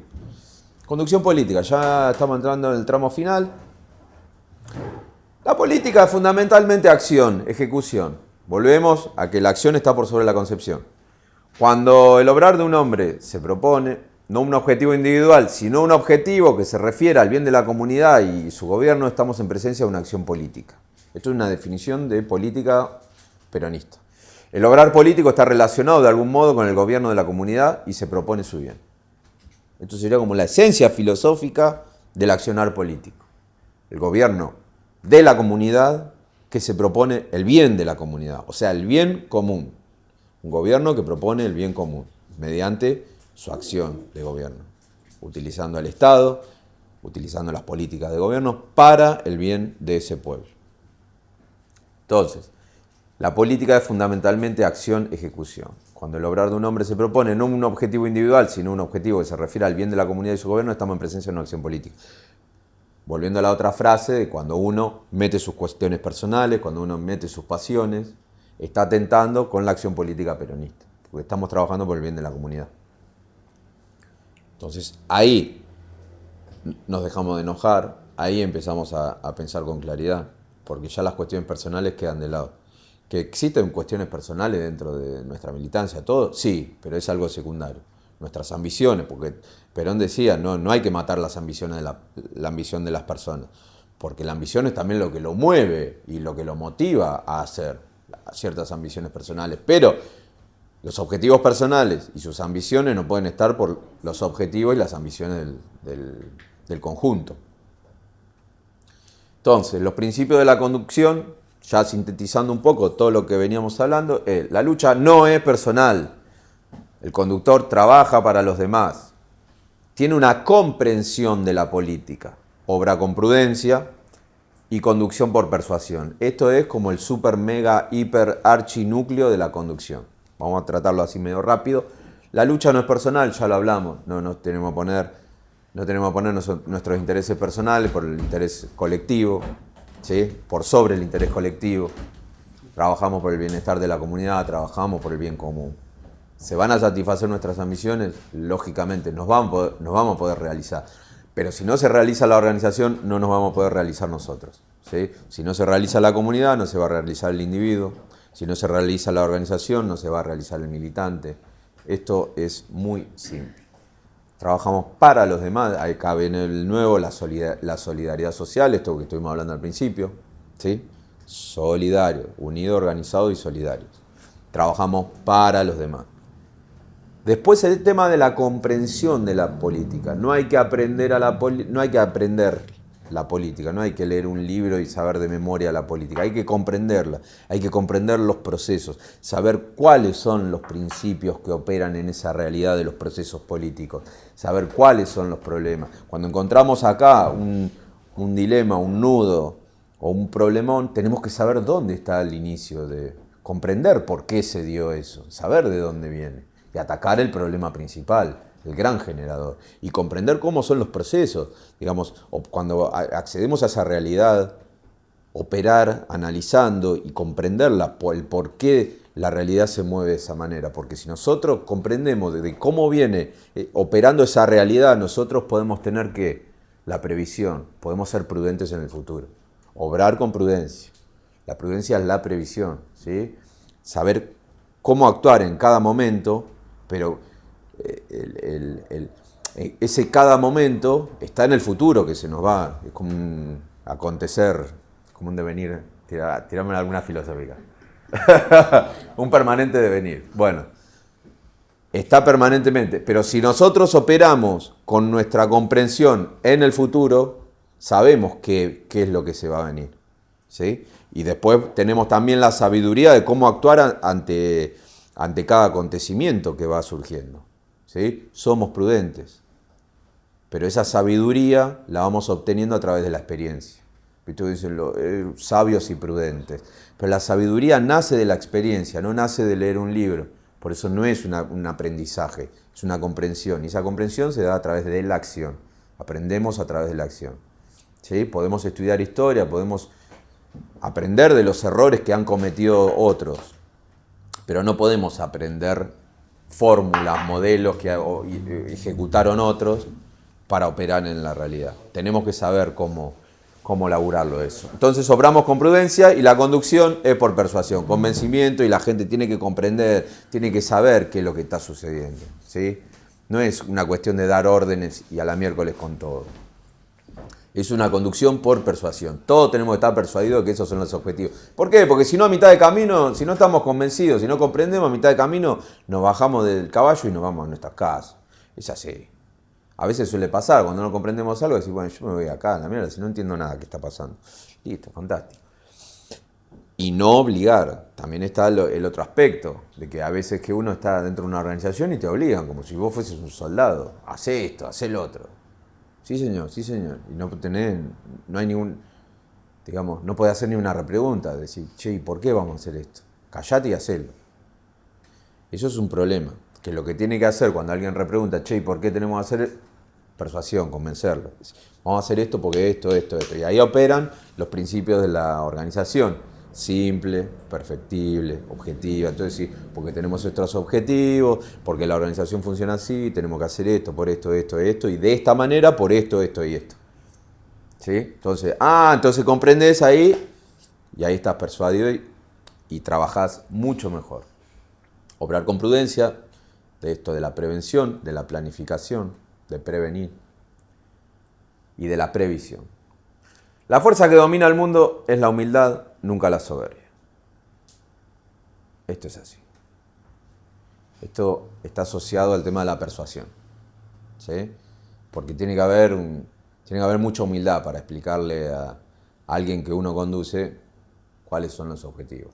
No es que porque uno está arriba o porque uno es funcionario, el de abajo es una cucaracha. ¿Sí? O te dicen, no entendés nada.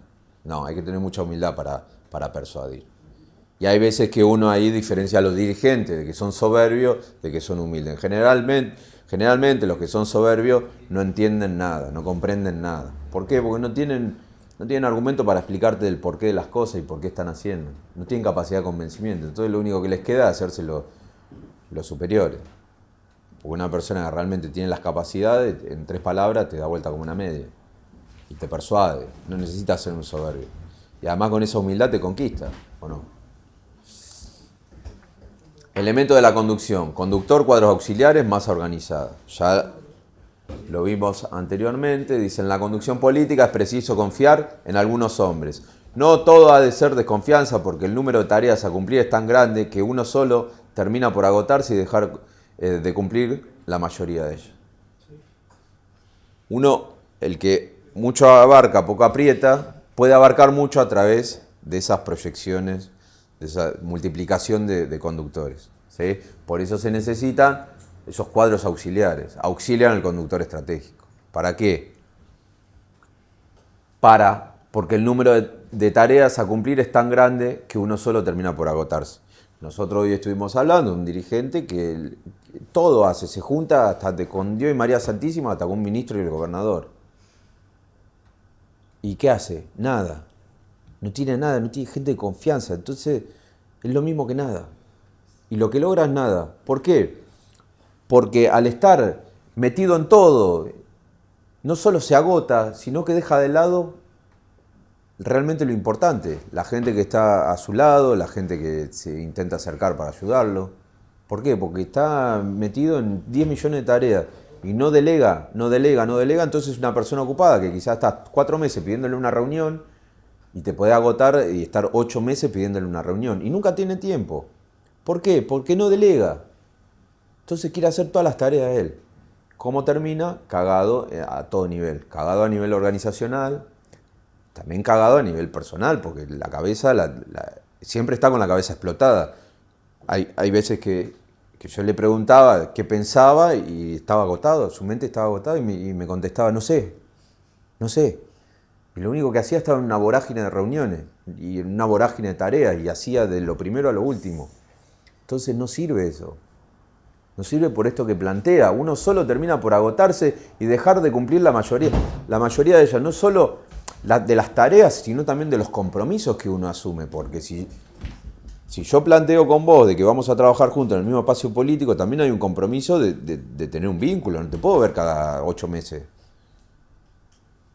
¿Sí? Y vos te estás juntando con, no sé, militante de Berazategui o con el jefe de gabinete, militante, uno que hace una olla, y vos decís, pero ¿qué estás haciendo?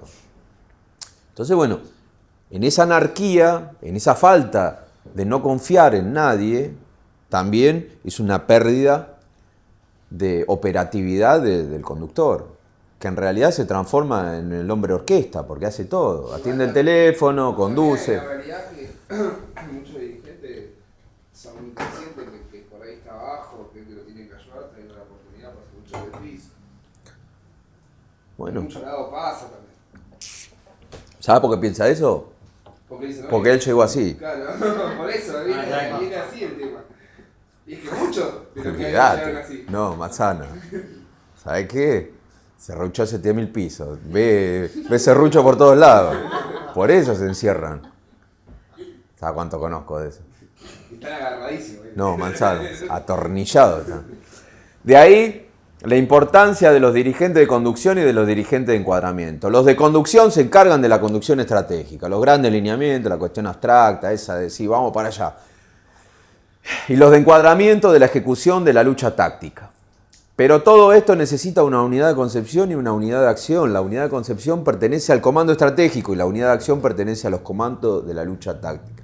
Los que operan en la realidad y los que miran el conjunto. Porque el que opera en la realidad no puede ver lo que está pasando, no sé, en otra provincia, en el distrito al lado, o los que están operando al lado. No tenés la visión de conjunto. Entonces, el conductor estratégico está viendo todo el panorama. Y de ahí traza las estrategias, porque ve el todo. La lucha táctica opera en las partes, ¿sí? Ve las partes. Pasa desde ese lado. El todo y las partes. El estratégico ve el todo. Y traza las grandes líneas. Y traza los grandes objetivos. El táctico, basado en esos objetivos, dice, listo, hay que hacer esto, va y baja en esa parte de la realidad y opera ahí, tratando de buscar esos objetivos que le traza el estratégico, ¿sí? Por eso el encuadramiento tiene que generar una herramienta, el cuadro tiene que generar esa organización para operar en la realidad en la búsqueda de esos objetivos que le plantea el estratégico. Porque su acción en la búsqueda de ese objetivo es funcional a la gran estrategia que está planteando el conductor estratégico. La organización del mando, primer grado el conductor, conduce el conjunto. Segundo grado los cuadros conducen las partes que operan en parte de la realidad. El conductor conduce el conjunto y opera en toda la realidad, ¿sí? Y en tercer grado la masa, que conforman las partes, la herramienta. La herramienta para operar en esa realidad. Así es la organización del mando. Conductor versus caudillo. El conductor crea cosas permanentes, aprovecha la organización, educa y forma cuadros. Caudillo crea cosas circunstanciales, explota la organización, no educa. Bueno, esto no necesita, no necesita nada. Esto no necesita ningún análisis. Repito, el conductor crea cosas permanentes, organizaciones permanentes, ¿no? No organizaciones efímeras que sirven para la cuestión electoral, me saco un par de fotitos y después la detono y al carajo la militancia, me olvidaron latiendo el teléfono, cosa que nos debe haber pasado a todos, ¿no? Aprovecha la organización, la utiliza la organización, no le saca provecho a la organización, aprovecha la organización, educa y forma cuadros. Acá creo que es clave diferenciar entre caudillo y conductor. Conductor educa y forma cuadros. Caudillo no, explota la organización, crea cosas circunstanciales, organizaciones efímeras y obviamente que no educa, no persuade, no explica, no nada. El que milita para un caudillo no sabe ni lo que está pasando. Base. ¿Eh? Base. Sí, está ahí que no sabe ni lo que... Le preguntaba y no sabe nada. Yo estoy acá, yo lo sigo a él. ¿Y qué está pasando? No sé, no entiendo nada. Pero bueno, ¿por qué? Porque no educa, no persuade, no explica, no está el principio de simplicidad, muchísimo menos el principio de objetividad, no hay objetivo, de máxima, esto es un quilombo. Lo que rodea al caudillo es la anarquía. ¿Por qué? Porque él se sirve de esa anarquía. Y más que nada si cuando genera en esa organización genera compartimentos estancos que nadie tiene y se relacionan entre ellos y los mantiene a todos separados. Esa es clave. Ahí es el detector de caudillo. Divide, vos por acá, por allá, pero no se me cruce ninguno. A los hombres se los domina solamente por el corazón, ¿sí? Pero para llegar al corazón primero hay que pasar por la cabeza. Por eso hay que persuadir. ¿Te das cuenta por qué son tan polleras cuando se ponen de novio? Sí. A los hombres se los domina solamente por el corazón. para llegar al corazón hay que primero pasar por la cabeza, por la inteligencia. Mirá, asintió el casado. Primero hay que convencer para que después venga la parte sentimental y se llegue al corazón, ¿sí? Pero primero el convencimiento, porque si no, no se llega. Hay que persuadir a los hombres, no obligarlos. Esa es la verdadera filosofía del poder. Esto clávenselo así. Filosofía del poder peronista. Hay que persuadir a los hombres y no obligarlos. Esa es la verdadera filosofía del poder. Persuadir es siempre mejor que obligar a los hombres. El hombre obligado hace las cosas mientras uno lo ve y lo vigila. Después no. El hombre persuadido trabaja día y noche para uno. Eso es lo que nosotros, los dirigentes, no debemos olvidar jamás. El hombre persuadido trabaja día y noche para uno. Filosofía del poder. Perón, 12.000 kilómetros en España, tenía 3/4 de un país trabajando para él. ¿Por qué? Porque tenía un ejército que él decía, tengo el ejército más poderoso del mundo, un ejército con una disciplina del corazón. Volvemos a lo anterior, a los hombres se los domina solamente por el corazón. Acá puede haber una cierta explicación de por qué seguimos hablando de peronismo, por qué nos sentimos peronistas, por qué tenemos esa identidad, por qué se dieron ciertos eventos históricos como la resistencia peronista, por qué cuando bombardeaban Plaza de Mayo los peronistas iban tirándole piedra a los aviones en el medio de las balaceras y la caída de bomba y la gente iba gritando la vida por Perón a la plaza. Es algo muy, muy complejo el hecho de que la gente dé la vida por Perón, pero no de palabras, sino mediante actos. Son explicaciones muy profundas. Entonces, el hombre persuadido trabaja día y noche para uno. La principalísima exigencia del conductor es crear. Y acá ya pasamos al final.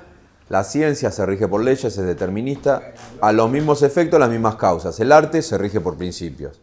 De aplicación concreta, las mismas causas con diferentes efectos. ¿Sí? El peronismo es la conducción es una ciencia o un arte. Es un arte.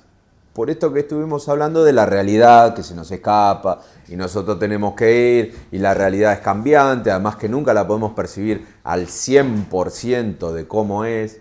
Después tenemos los imponderables, esos acontecimientos que no los tenemos. Entonces, tenemos que ser artistas, porque si yo te doy un plan de acción a vos y vos salís en la realidad y mañana cambian todas las condiciones, vos ahí tenés que empezar como un artista a cambiar y decir, bueno, modelo por acá, agarro por acá, cambio esto.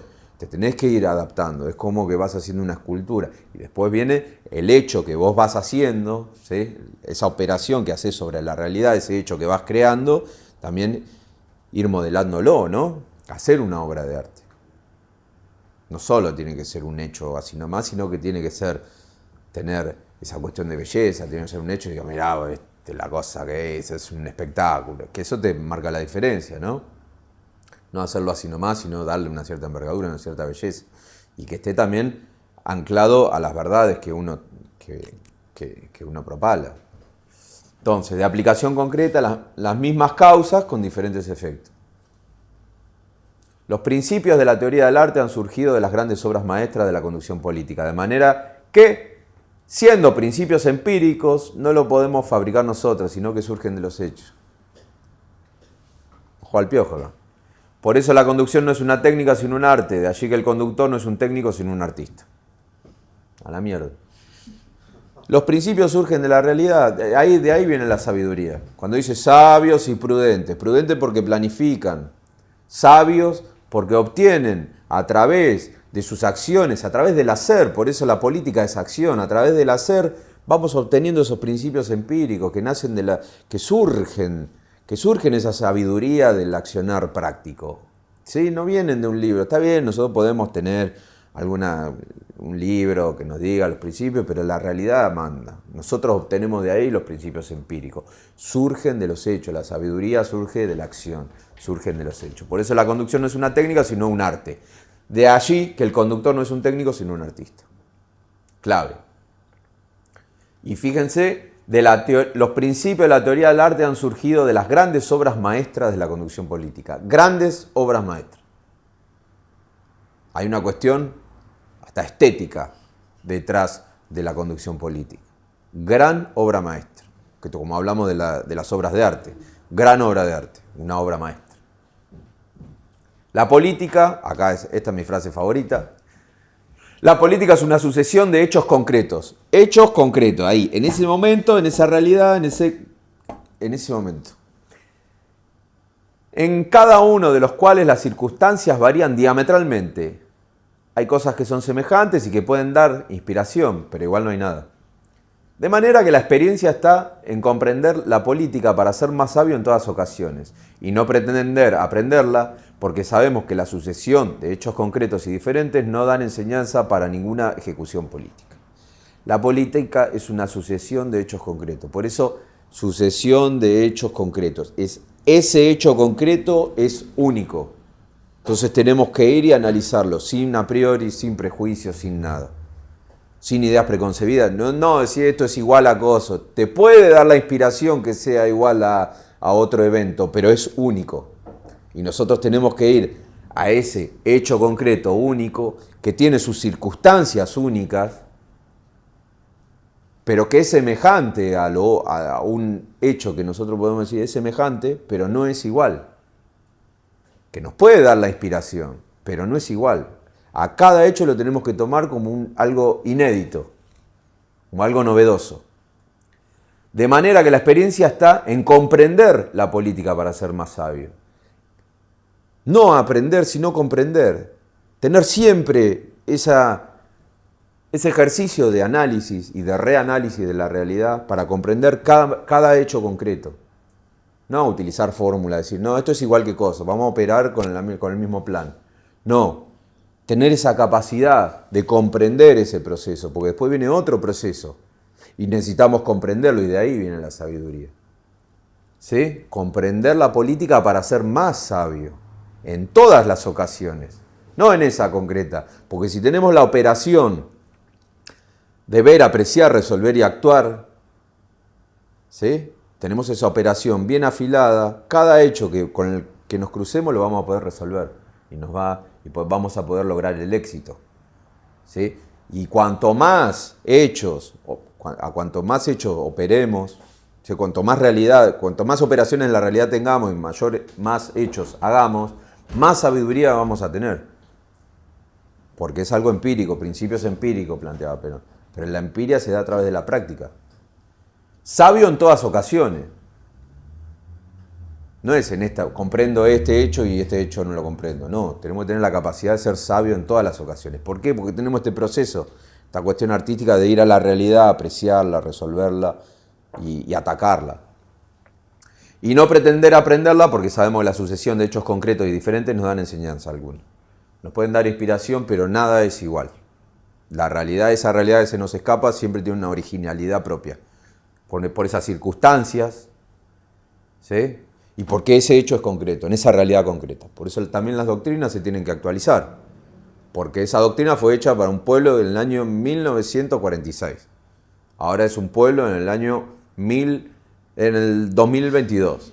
Sí, no, porque iba a tirar que tuvo una actualización política y doctrinaria con el modelo argentino en 1974 para ese pueblo, para ese hecho concreto, en esas circunstancias concretas.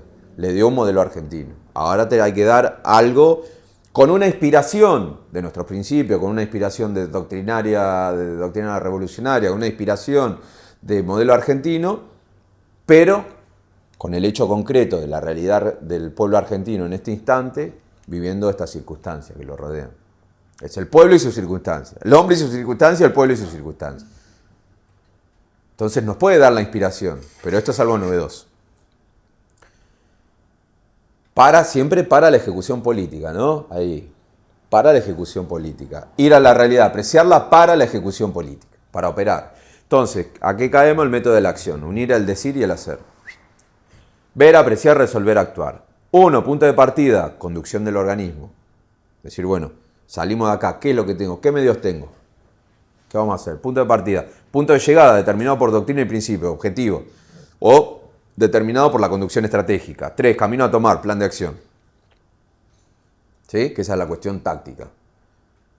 Cuando se ejecuta el plan de acción, la cuestión táctica. Ver, apreciar, resolver, actuar. Ver, apreciar, resolver, actuar. El método es el camino a través El método es el camino a través del cual vamos hacia un objetivo. Para eso necesitamos un punto de partida, un punto de llegada y un camino a tomar. Es necesario pensar que el conductor enfrenta una situación concreta.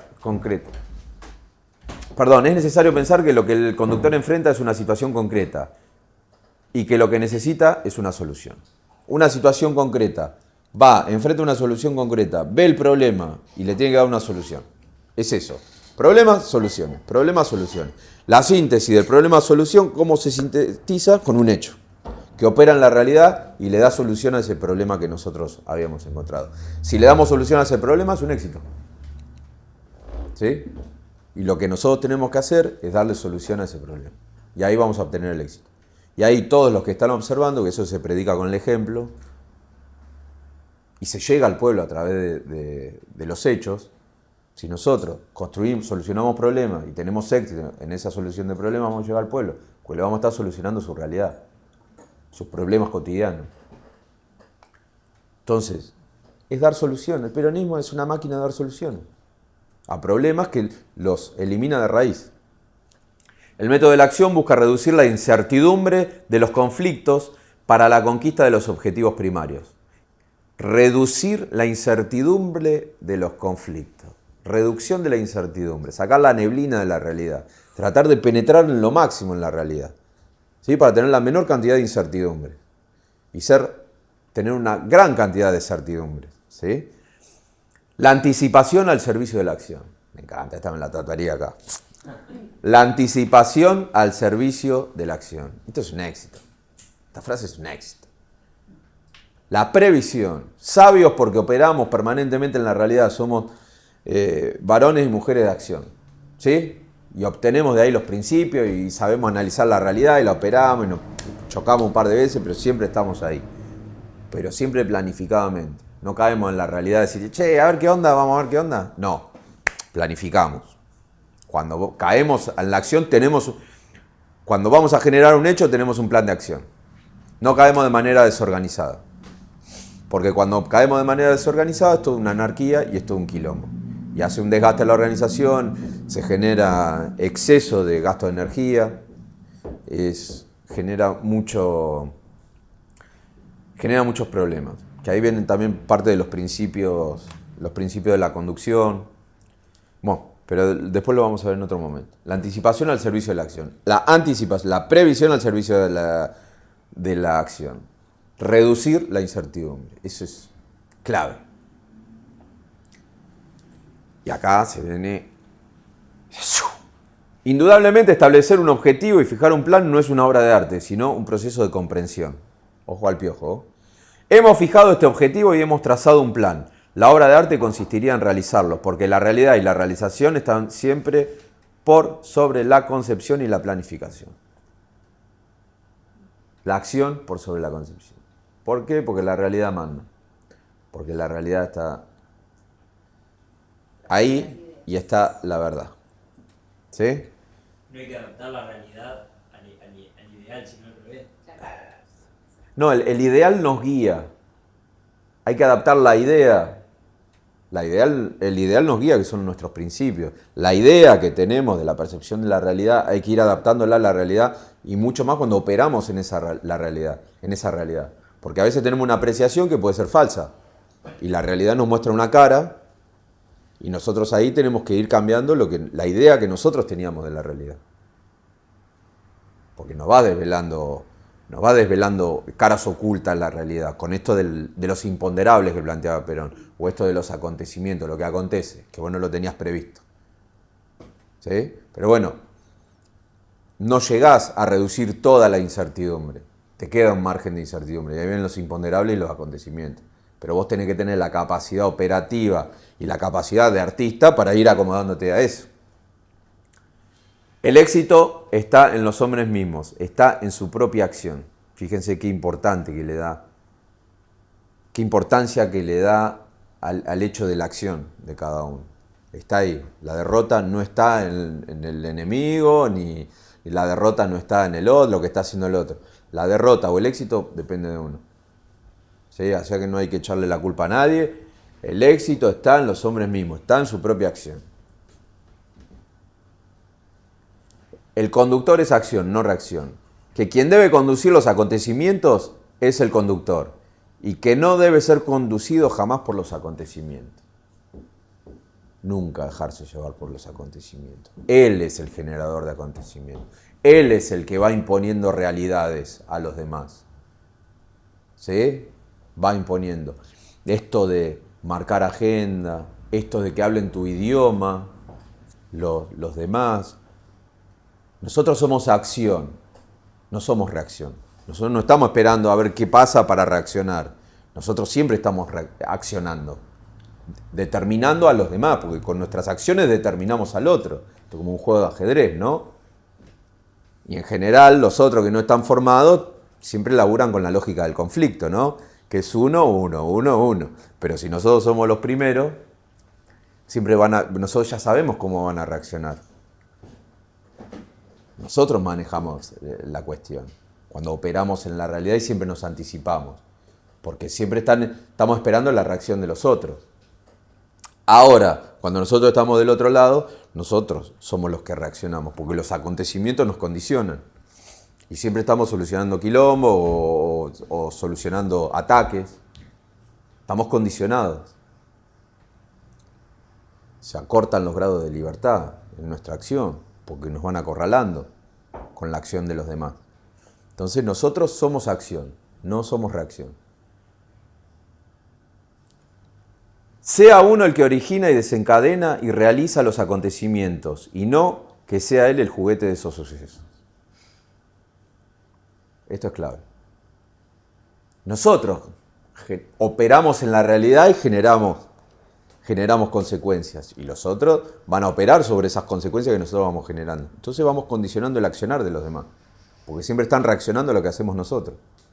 Y los vamos condicionando y los vamos llevando también, porque nosotros podemos operar para que el otro reaccione de diferente manera. Ejemplo, Perón estaba en el exilio en Madrid, 1962, 1961, Frondizi llama a elecciones y le abre la puerta al peronismo. Los militares medio enojados le dijeron, no, ¿cómo le vas a abrir la puerta al peronismo? Quédate tranquilo, que los pasamos por arriba, están todos atomizados, están todos peleados, una bolsa de gatos, fantástico.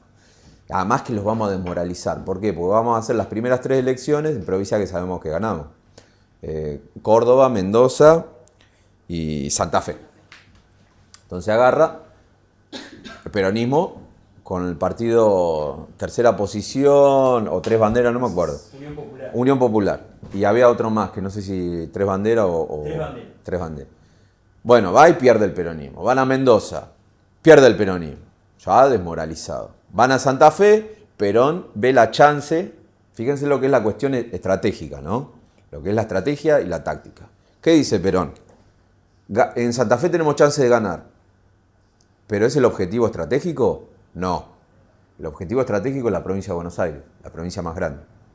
Entonces, necesitamos que sigan abriendo elecciones hasta llegar a la provincia de Buenos Aires. ¿Qué hizo? Mandó al peronismo dividido en Santa Fe. ¿Qué pasó? El peronismo perdió en Santa Fe. Completamente confiados los militares y Frondizi dijeron, dale, total, los partimos en provincia de Buenos Aires. ¿Qué hizo Perón en provincia de Buenos Aires? Unió al peronismo. ¿Qué pasó? Framini Anglada, Perón era Rosario. Efectivamente. Ganó Framini con Anglada como vice. Previamente Perón había dicho, yo voy a ser el presidente y Framini mi vicepresidente. Dijeron, no, es un disparate. Entonces, bueno, dejémoslo a Framini. Y los mandó todos unidos. ¿Sí? Los mandó todos unidos, se ganó las elecciones. ¿Y qué hizo? Con la acción obtuvo la reacción. ¿Qué pasó? Los militares derrocaron a Frondizi. No sabían qué hacer los militares, no sabía qué hacer Frondizi. ¿Qué le iban a dar a la provincia de Buenos Aires al peronismo? Condiciona con sus actos, el conductor estratégico condiciona a Frondizi. Y así fue condicionando a Guido, fue condicionando a Ilia, fue condicionando a Onganía, fue condicionando a Levingston, a Lanuse, hasta que volvió al poder. Fíjense lo que es ser acción y no reacción. ¿Y qué hizo siempre el gorila? Reaccionaba a las acciones de Perón, porque Perón siempre estaba 32 casilleros adelante. No, y otra cosa. ¿Por qué? Porque sabía operar en la realidad. La economía de fuerza. Bueno, No podés ganar todas. Bueno, en ese concepto, en ese ejemplo, aplica la economía de fuerza. Aplicar toda la fuerza en el momento de mayor determinación, en el objetivo primario. Todas las fuerzas operando ahí. Ahí aplicó el principio de economía de fuerza. Entonces siempre condicionando, y ahí condicionó a Frondizi y le cagó el gobierno. Después vino Guido, también condicionó. Después vino Ilia, también condicionó. Y los condicionó a todos. ¿Por qué? Porque él siempre estaba adelantado. Los gobiernos, los militares, siempre estaban reaccionando a lo que hacía Perón. Nunca lo condicionaban a Perón. Perón siempre lo estaba condicionando. Él era la acción. Y los otros reaccionaban. Y Perón ya sabía cuál era la reacción. Además que eran fáciles de determinar, sabía cómo iban a reaccionar. Y así los iba condicionando. Y así iba operando en la realidad. Y así iba llevando esa realidad, la iba llevando hacia los objetivos. ¿Sí? Para que en esa realidad se vayan concretando los objetivos estratégicos que él tenía planeados. Tardó 18 años, pero lo logró. Tenía una resistencia feroz. Entonces, ¿Perón fue juguete de esos sucesos? No, la contra fue. El antiperonismo fue juguete de los acontecimientos. ¿Por qué? Porque Perón los creaba los acontecimientos. Originaba, desencadenaba y realizaba los acontecimientos, con cartas, con operaciones, con mandar a Isabelita a la Argentina. Siempre estaba operando. Siempre estaba operando. Y siempre hubo muchos vivos acá de la Argentina, mucho más los del neoperonismo, que lo querían condicionar a Perón, con las elecciones en Mendoza, con el Lobo Bandor. Y Perón siempre los cagó. Siempre los cagó. Entonces, esta es la sabiduría de Perón. Es más, Perón los hizo perder a propósito. Claro, pero esta es la sabiduría de Perón. Sea uno el que origine, desencadena y realiza los acontecimientos, y no que sea él juguete de esos sucesos. Es clave. La escuela de conducción política es precisamente eso, conocer la situación, apreciar esa situación y resolverla. No hay mucha vuelta.